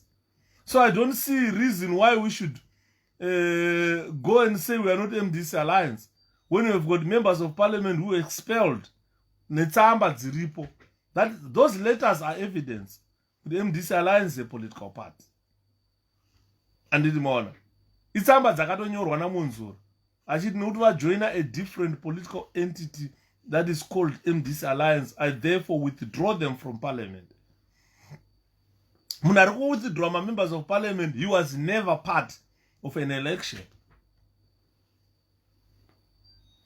Saka, ladies and gentlemen, regai ndimirire pano. I'm not well today. I wanted to go talk, but unfortunately, not feeling well. Ndangondire tukwasana vanhu vakazoshamisika kuti Yudha ari kupi. Ndiripo, don't worry, but I'm just not feeling well. So for tonight, good night. Muchengete nyaya dzatataura kuti mudhara uyu akangofukunurwa chete, mudhara uyu akangoitwa reburial chete, ameno. Isusu zvera hatizvitibate, because isusu hatisi maZANU-PF. This journey of reburial is not it doesn't concern us. It definitely doesn't concern us.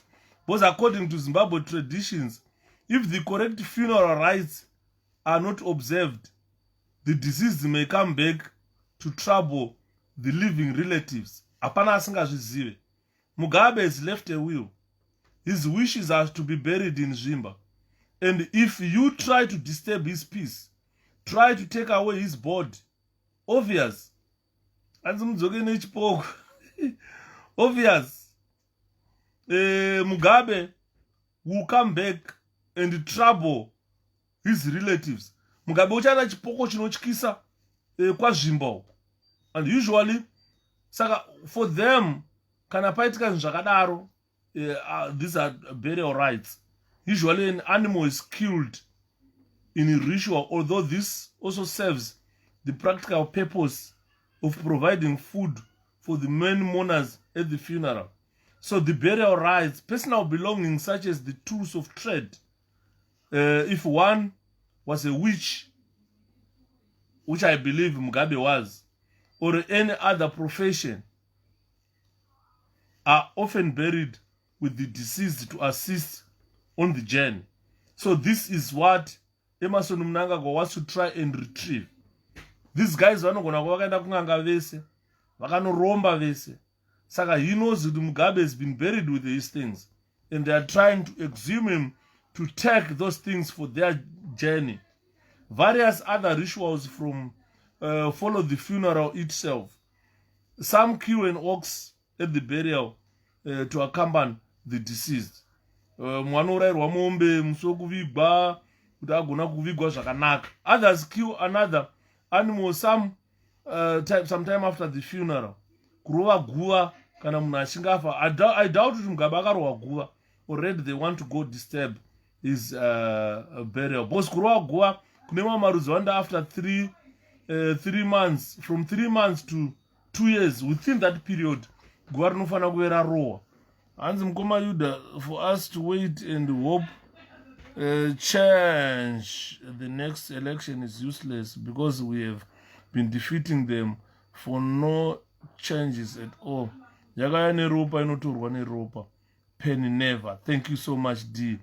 Hanzi akuda mishonga ya Bob. Yeah, I now believe the persistence that ED on the burial of Mugabe by Eros Eka, he probably knows what Mugabe has been buried with inside the coffin.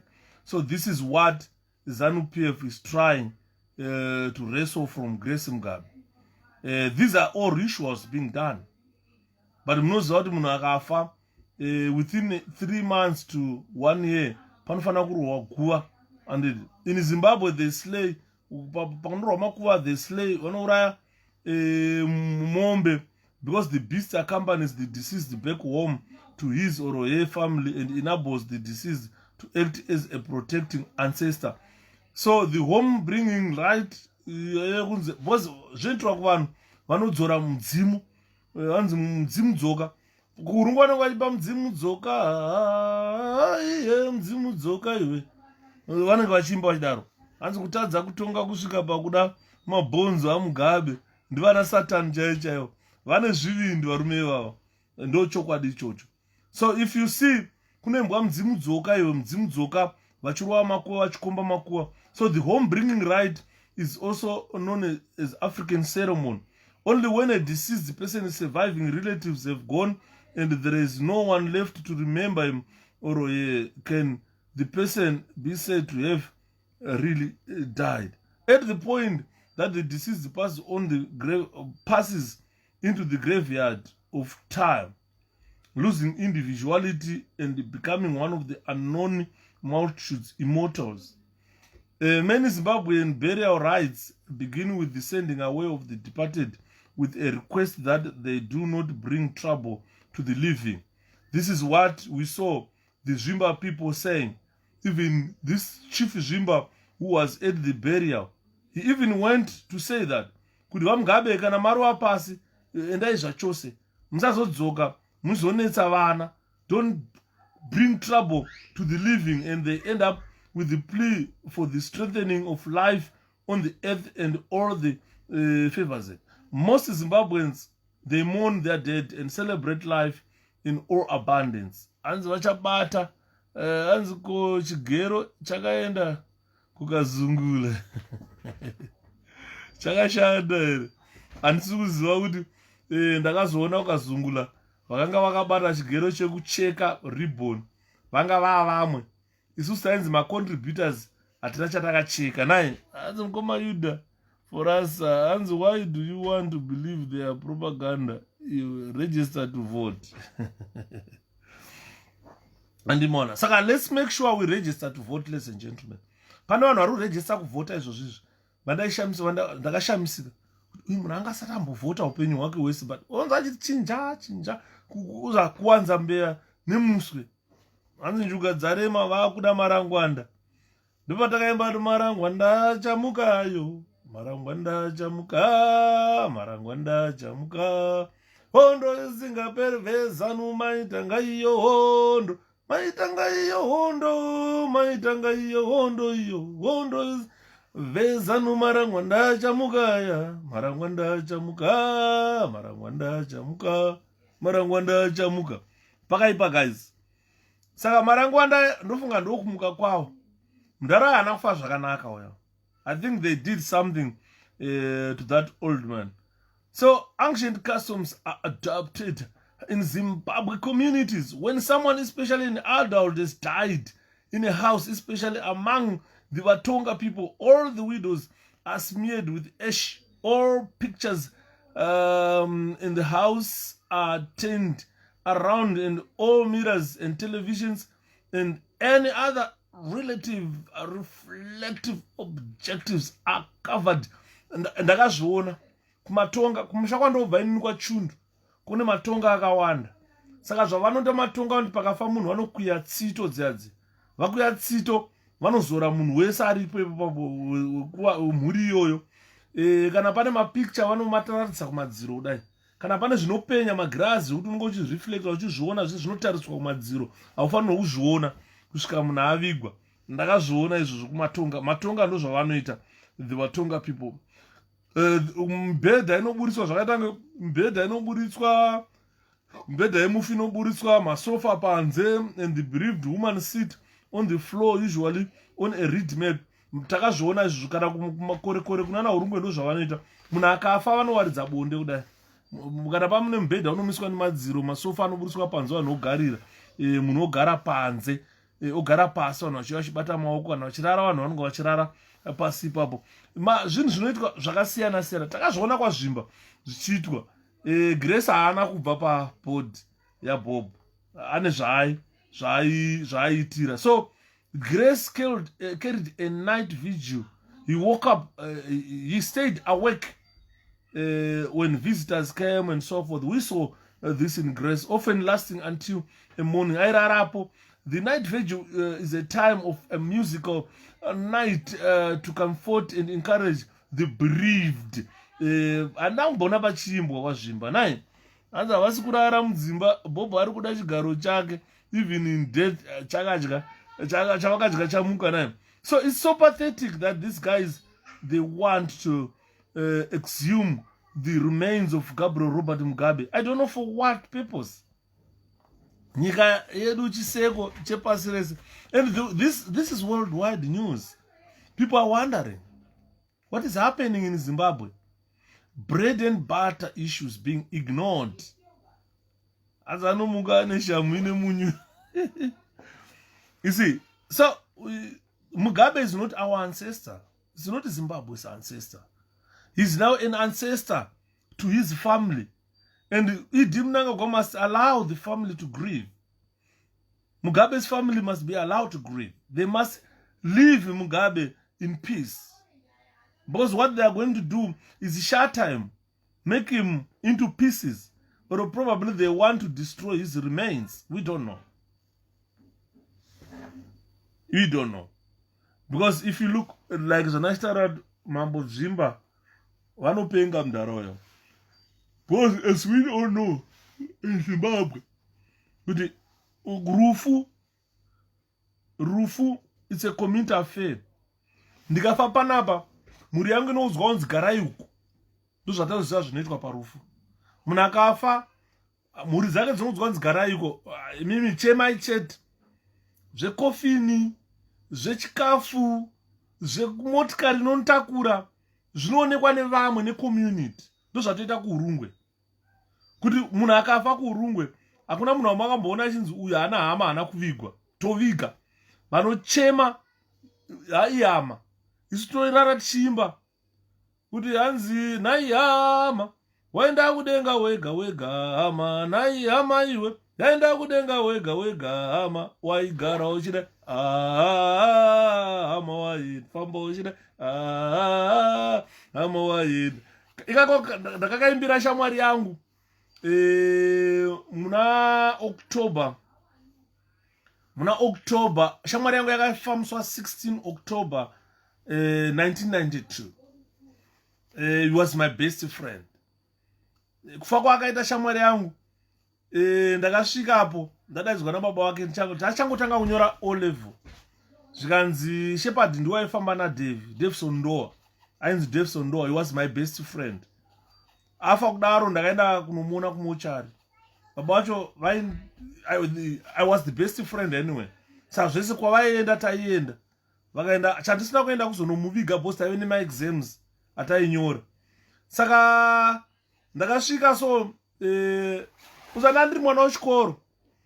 Ndakatarisa coffin so raDavi akuenda kumusha waChundu. Ndakachema ndakamutarisa so ndikatanga kuimba. Nhai hama waenda kudenga wega wega. Nhai hama iwe waenda kudenga wega wega hama, waifamba uchida hama, waigara uchida hama, waenda ndakarwadziwa because he was my best friend. Ainzi Davison Ndoa. Ndanga ri shamwari yangu. Wandaitaura ndikati tese ini naDavi takambo tema teacher gadzira marekeni unorova teacher anyenga musikana weshamwari yangu. Saka takanomuwandira muheji akauya manje aitaimira achidzaka muridzo kake musikana akauya. Pazvakatanga kutaura taita tatamura tati ready tatam ko toregerera tatam toregerera takamurova kaviri. Murume akaona kuti panapa paita moto. Mamhanyira akaita bva tamumhanyisa tikamutaurira kuti usazozviita futi tikakona kunotukuuraya. Ndichatombokanza remember achiti chamuse ndiyasara kuva president. Saka azi utungamiri unodonzvo ndochokwadi. Ukabvuta masimba haabvutwe. Utungamiri hunosarudzwa nevanhu. Kaona watanga utungamiri hwekubvuta masimba ndo zvazvinoita zvinenge zvaakuremera. Zvikakuremera you tend to graves. You tend to midzimu yana mbuya nanda. Hanti kasapiza mbuya nanda ati nyika ino haitongeke. Ndikati ndokurasika manje.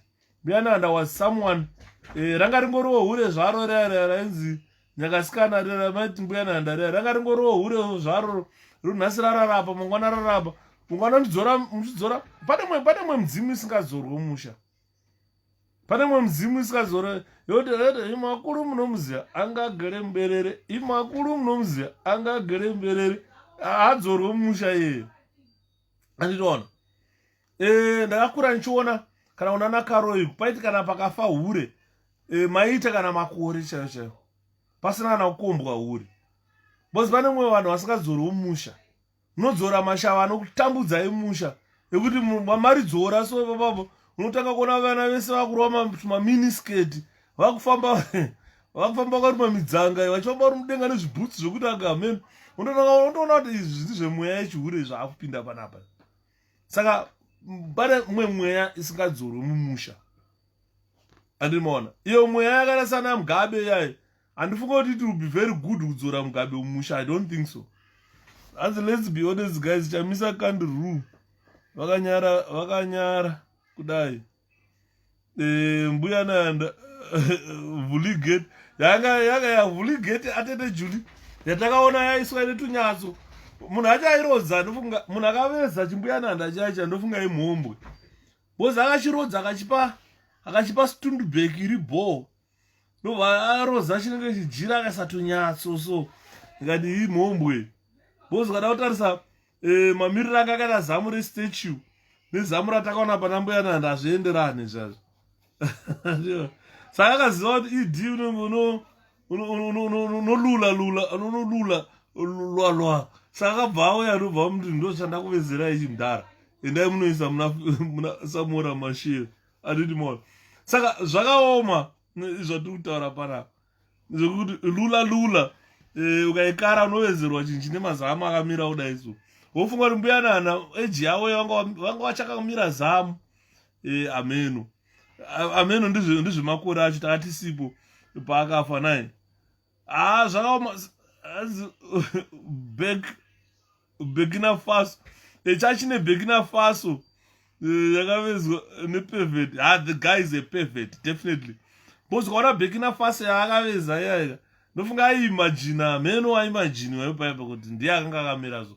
Bozi ukada kutarisa kambuya nanda kaivepo kaika wakaona tumapicture twacho before she was hanged haimbokwanisa kuita Burkina Faso yakadaro.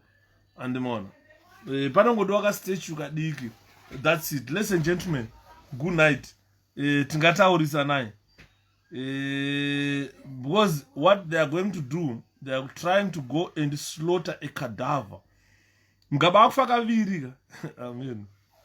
Because andifunga kuti vana vacho vakabvuma with the way Mugabe was humiliated. That was the worst humiliation ever in the world.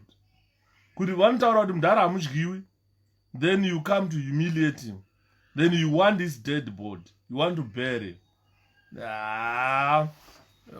Handina kuona muZimbabwe mamira musheni atawanda Tsomodo, Joseph Tafazwa, Machesa Emmanuel, Junior Nick Mukundwa, German vandaura lovers azichi vandaura lovers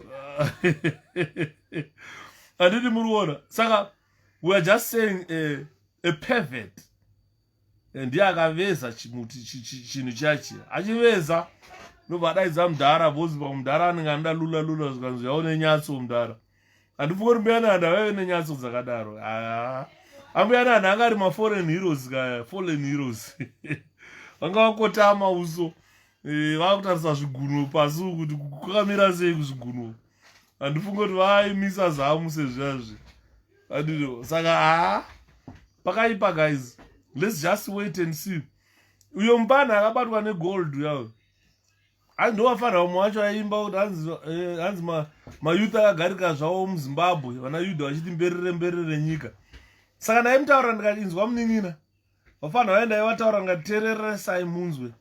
Hani ndati nonoke mungoma nyaya yenyu ikunakidza. Hanzi vadzoka. Wow, good. Stoko. Nyaya yandutaura ndachitaura nyaya iko. Ndazokakara nekuverenga. Ngirini message yayenso. But ndataura nyaya, ndachitaura nyaya yemufana vafanira vari kubatwa achismagula gold. Ndo vafanira vaimba hanzi vana Yudha vari mberere nenyika, mayouth akagarika zvawo mudzimba. Ndakazotaura ndikati tereresai vakomana. Inini handibi, ndo the good part yaYudha. Handibi, handisandambobira munhu.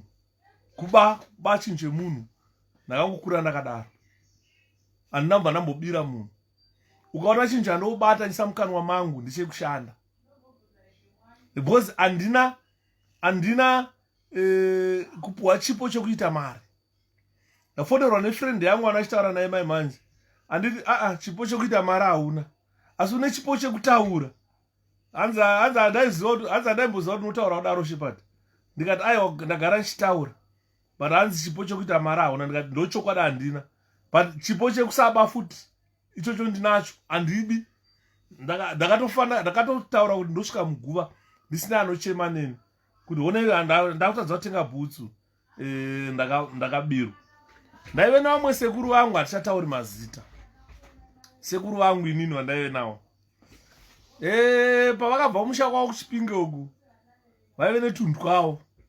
Sekuru vangu vaita mari. Waiti ukapinda mukaroi waiona vaive nepashopu.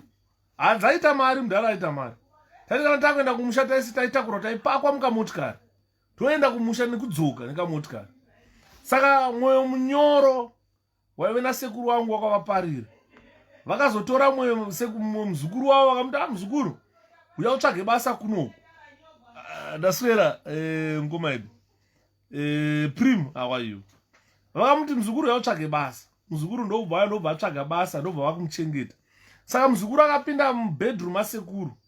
Ndobva aona mamune mari yaityisa. Asi haana unotora mari. Sekuru wangu haana kutora mari. Vakanotora kanhu kaiita kuti mari iyo ipinde mumba imomo. Ndobva varova pasi. Saka sekuru vakazochema manje kuti pane munhu akatora kanhu kangu munomu. Kanhu kangu. Sekuru wangu akasvika pakufa achikochema kanhu kangu. Vasichaite mari. Uyo akakatora wacho haana unoita mari. But kune zvakazoitika ikoko zvekuti it's a sad story. Yekuti ndikaitaura it's a very very sad story. It's very sad indeed. Andimona.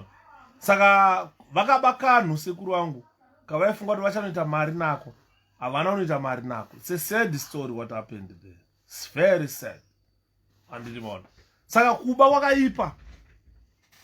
Kuba kwakaipa. Pandakadzidza kuti kuba kwakaipa. Ndiri kukaroi ndakaona mwe mupana so. Mupana taitamba naye. Taitamba bhora nechipepa tese. Vanhu ndovafana kuti vakatanga kutiza kuchikoro. Vakuenda pamusika vachitengesa pamusika. Iye anga asikatengese zvekutengesa pamusika manje. Aienda pamusika achisecha zvikwama zvevanhu.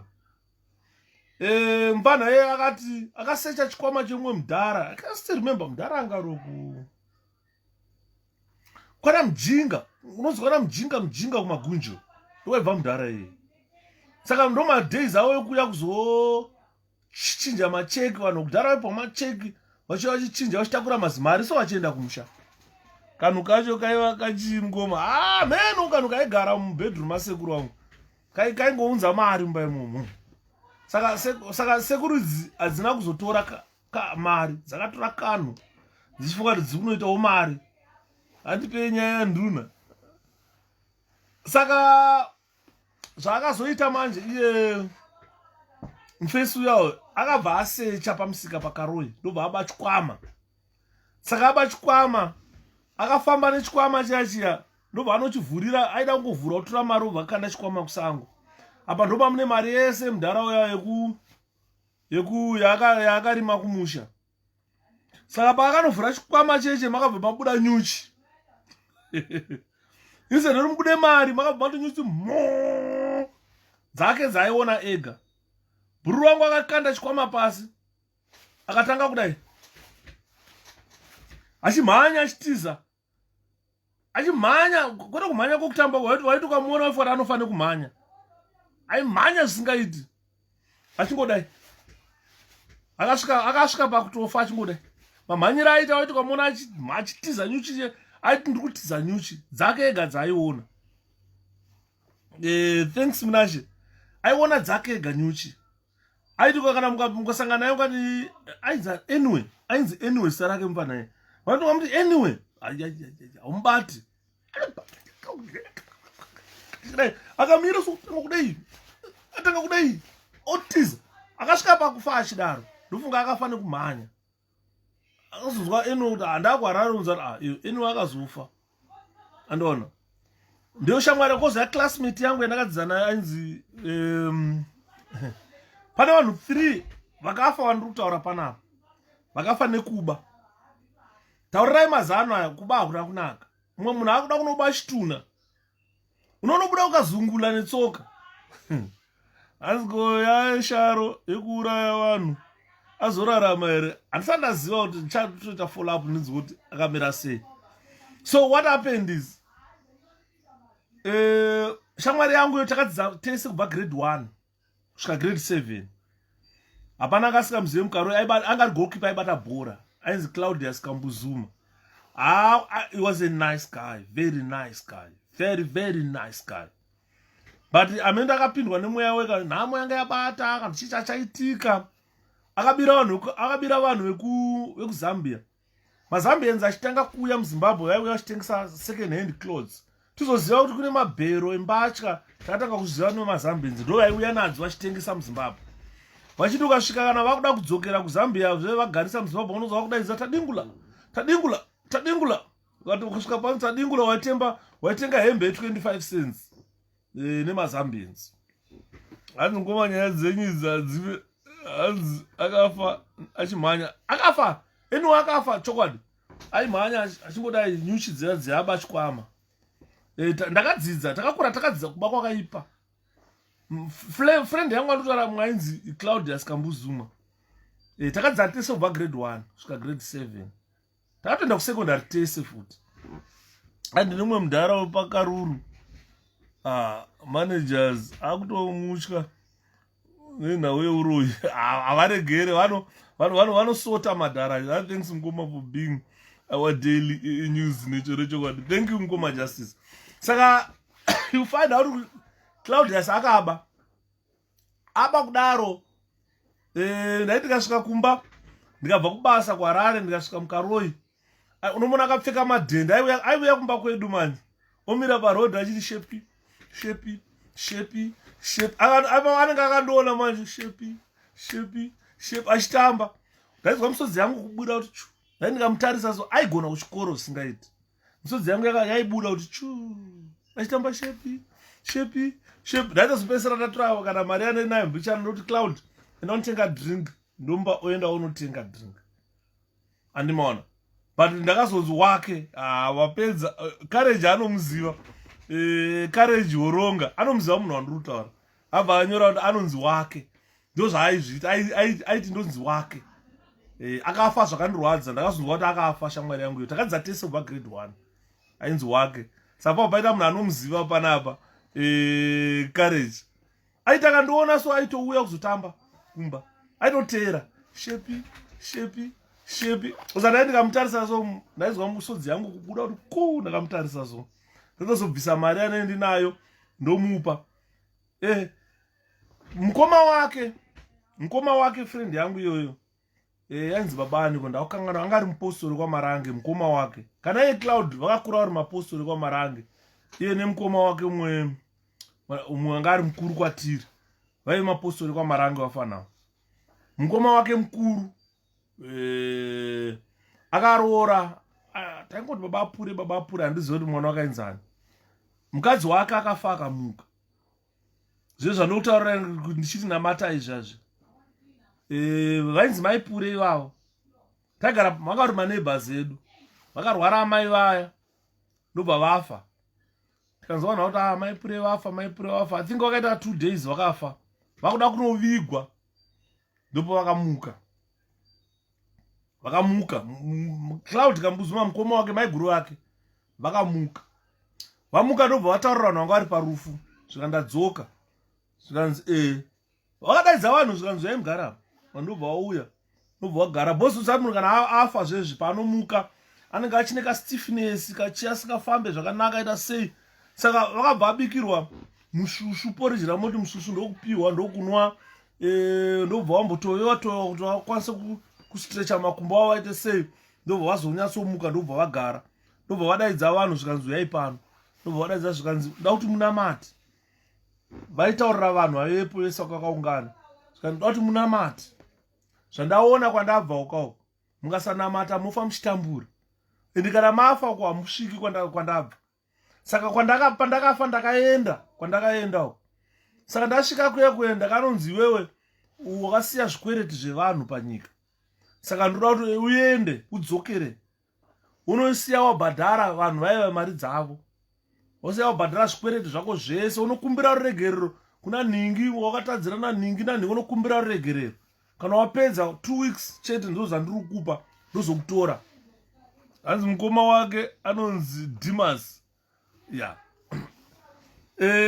Tinos manje ane zita rake chairo kwete kuti Tinos ane rake chairo mukomana mukuru mumba mavo ndoainzi baba apure uyu mufana akunzi Tinos anonzi Tinos ndiye anga ari mukuru kubva patiri isusu ini naClaudius because anga ari mukuru pana Claudius ndiye anonzi Tinos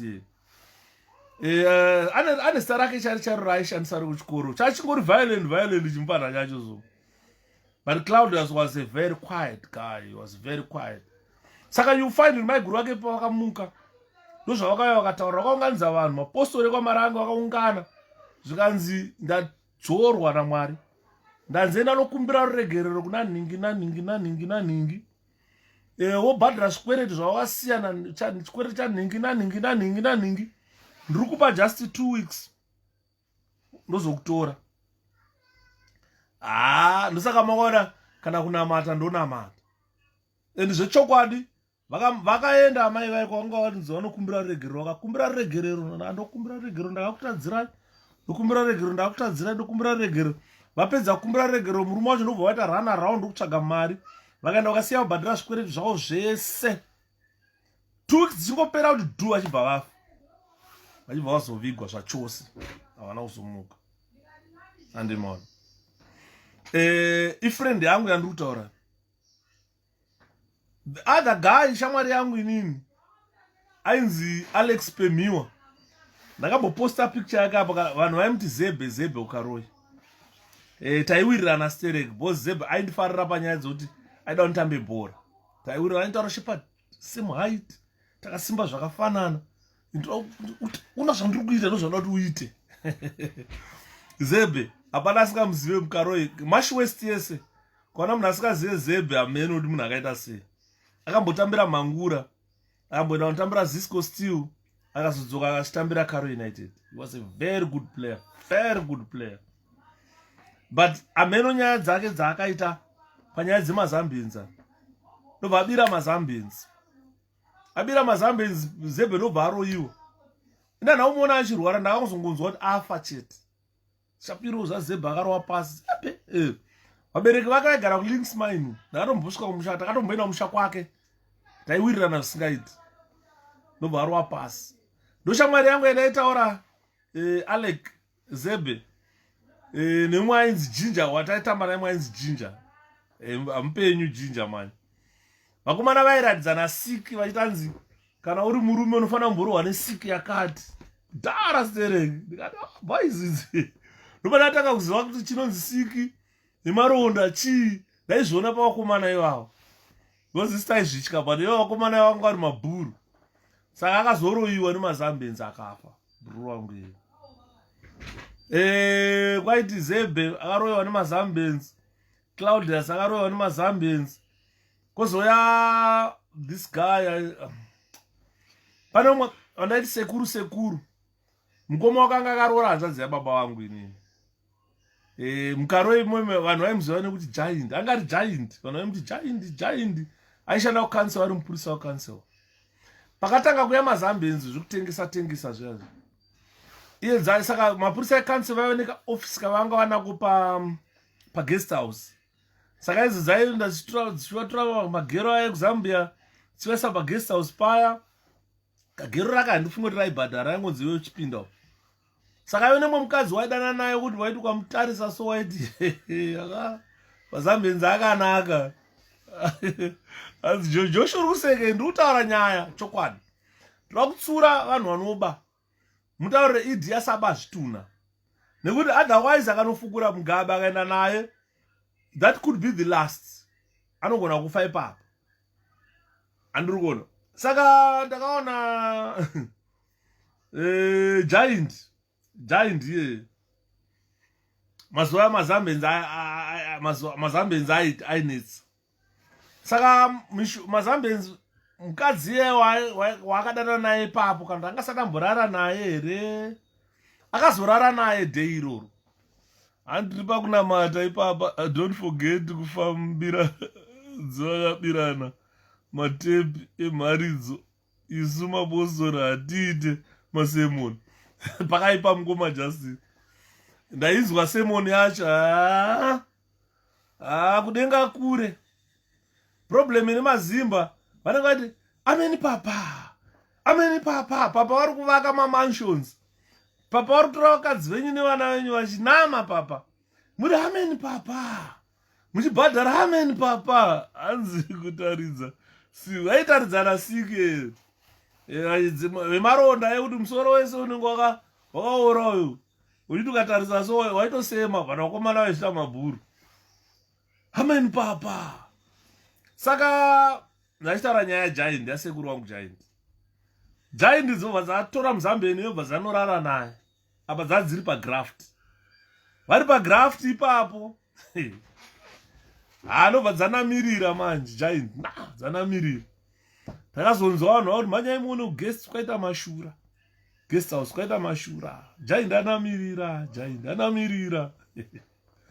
ndobva vaenda wakatakurwa paya neambulance takazviona izvozvo atakurwa neambulance vaenda kukare hospital vasvika kare hospital zvikanzi ngakudaidzirwe surgeon because tatraya kuda kuvaseparate atatadza saka tsvagai masurgeons vaiva operate said vanocheka mukadzi voburisa murume ndobva vauya masurgeons kubva kuHarare I think wakauya kwasara kwakwata about 2 days here vakangonamirirana kudaro masurgeons auya kukaroi ndobva vacheka mukadzi vakatadza kuvabvisa ndobva vazodimbura murume pati imwe murume ikasara kumukadzi ndobva haana kuzomira giant akabva akafa sekuru wangu iye akabva afa saka mukadzi uye ndobva vamusona akararama ndobva akuenda kuZambia unoziva kana makambonzwa kuti kune pioneer rakadonha rakusvika kubridge kuyakwe rakadonha pioneer paipai kumapiripiti kuyakwe mukadzi iye akafa ari 1 unoziva ndakati Mwari akafa ari 1 mukadzi iye vamwe vese vari mubhazi vakapona iye ari 1 ndiye akafa unonzwa vanhu vatoraudza ko mukadzi uyoyo adonha nebhazi napioneer kwete pioneer man ainzi power coach ainzi mapower coach adonha napower coach kumapiripiti kumarongoro saka angofa ari 1 iye mukadzi vakutosvika kuchirundu kumarongoro bhazi raenda diri is clueless plus nema anodziwanza saka ndopaipa manje kuti apa mudhara idi vada kunoba chituna kutaura vanhu vanoba kuba hazvireve kuti kuba mari chete ka kuba mamai anobiwa handimanzwa audio yapapa magaya mukainzwa. It's so sad kuti munhu waMwari ane mumwe chiti munhu waMwari 𝗵𝘂𝗔𝗃 akataura hanzi 𝗵𝘂𝗔𝗃 haafarire maprofita munhu waMwari ari kuti so sad zvatanzwa zvazvo. Apa vanenge vane anointed munda uzere anointed maize macobs muchinotenga anointed cobs munhu waMwari asese pano baba flow zviri kufamba. Saka nyaya yatutaura ndeti mutsure id usaba chituna andimona because pane marituals anoitwa nemafamilies especially vana Mugabe ava ndevekuMalawi ka vane marituals. Nanzwa mambo achitaura nyaya dzembatya dzaMugabe kuti dzingori scattered everywhere. Ndikati mudhara anenge akuda mbatya because kada kuona pamutemo chaipo mablankets, the blankets and anything else in contact with the deceased zvinowachwa zvosungwa andimona hanzi paguva raBhobho vanoto haya machaina otherwise havari vhukunure ndakaona kunge panenge pakadirwa cement ipo paya and panenge pakaiswa chinhu chekuti pakalokwa here. I don't know, let's see what they will do andimona because mbatya dzikutaurwa nemudhara pari pachivanhu chaipo chaipo mbatya dzemufi dzinosungwa dzinongotorwa dzosungwa dziri scattered everywhere. I don't think that is true. And kana dziri scattered, I think someone has scattered them. So after a certain period they will come to the house, the family will come to the house, they cleanse the house vochenurwa andimona, which I think by now they've done that because Mugabe is not a Zimbabwean. He's a Tumbuka from Malawi and he must just take 40 days in terms of our tradition, Malawian tradition. Ndikafa panapa inini it's just 40 days moita sadaka mukadzi wangu kana akada kuroorwa kana akada kuita sei, that's it andimona. So I don't think kuti chimambo chechi kutaura chokwadi hanzi maybe ndo magumo evarakashi, let them go ahead, we might celebrate soon for Xmas definitely. Saka mwana kampana ka talent chavenga kakataura kuti something might happen because vakadaita zvavari kuita izvi don't tamper with the dead mabwidi kaya. Handimanzwa ndakataura nyaya yasekuru wangu panapa ndikati vaiti kana vakudaenda kuMalawi munongoisa mutsamba muposta vanoenda kuMalawi kana vakuda kudzoka kubva kuMalawi vanongopostwa kudzoka kuMalawi. Vakafa vakandafa ndaenda mukakomba vanomuka. Saka zvakawanda zvinoitika, so be very careful about zvima extreme dangers zvekuda kufukura macadavers. Let the dead rest andidi. Mugabe wacho ambori nechiko chikunyanya kudiwa kuti auye arare pairozeka chimbori chii chaanacho Mugabe chekuti vanhu vangataura kuti toda kuti Mugabe auye arare pairozeka andimona. Ukaona zvondonyadzisa. Ladies and gentlemen, I'm not well today, sorry. Let me see if I'm well tomorrow. Toisa punch, toisa impact tonight. So for tonight, good night. Murare zvamunoda, murare zvakanaka. Nai. Tingodzidzisana chete. Zvatakaona mukurarama, taona zvakawanda. Nshaka vachinzi experience is a better teacher. Experience has taught us a lot. We've seen a lot that even these youngsters never saw. Hanzi vari kuda nzvimbo dzenyika dzakavigwa nadzo. I don't know kuti tsvimbo dzavari kufunga because tsvimbo ndakaona mwana vachipopotera tsvimbo yakabuko yamudhara mutikabuko mukomo ndikati mabeliefs mamwe atinawo aya tsvimbo akaipiwa idi anoenda nayo kupi? Hakuna kwaanoenda netsvimbo. Dai vatongorega mudhara yavigwa nezvinhu zvake zvekuda unofukura vachitora zvavakuda kutora zvingavasiyane nazvo. Handifunga kuti vachazotsvaga kune guva ranehanda maybe because vazhinji papapa ukana vachitaura mbuya nehanda ukavabvunza kuti guva rambuya nehanda riri pa havazivi. Ndikazova vanhu vakashamuyarirawo kuti ndovekwa nehanda ndikati komana tipewo rest. tizorodze as it can be, because vanga vatora office zvakaoma. So let's see kuti zviri kufamba sei vakomana. Katerere, Chief Katerere kwakaterere kuHundugu's death. Chief Katerere, Chief Mungate 1880 zvekutaura pato zvekuma 18 chakuti tsvimbo ina chamisa. Taura yenyu mungomasifasi, because unoona maitiro azvo kuitwa naNero kuti chimuti ndo chatoti chimuti zvezvandidzi ya mazotaura zvandanzwa apo. Chimuti china Nero. Ladies and gentlemen, ambotakura kamzaya kangu regai ndikusiyei morara zvakanaka. Good night. I'm not well, but good night.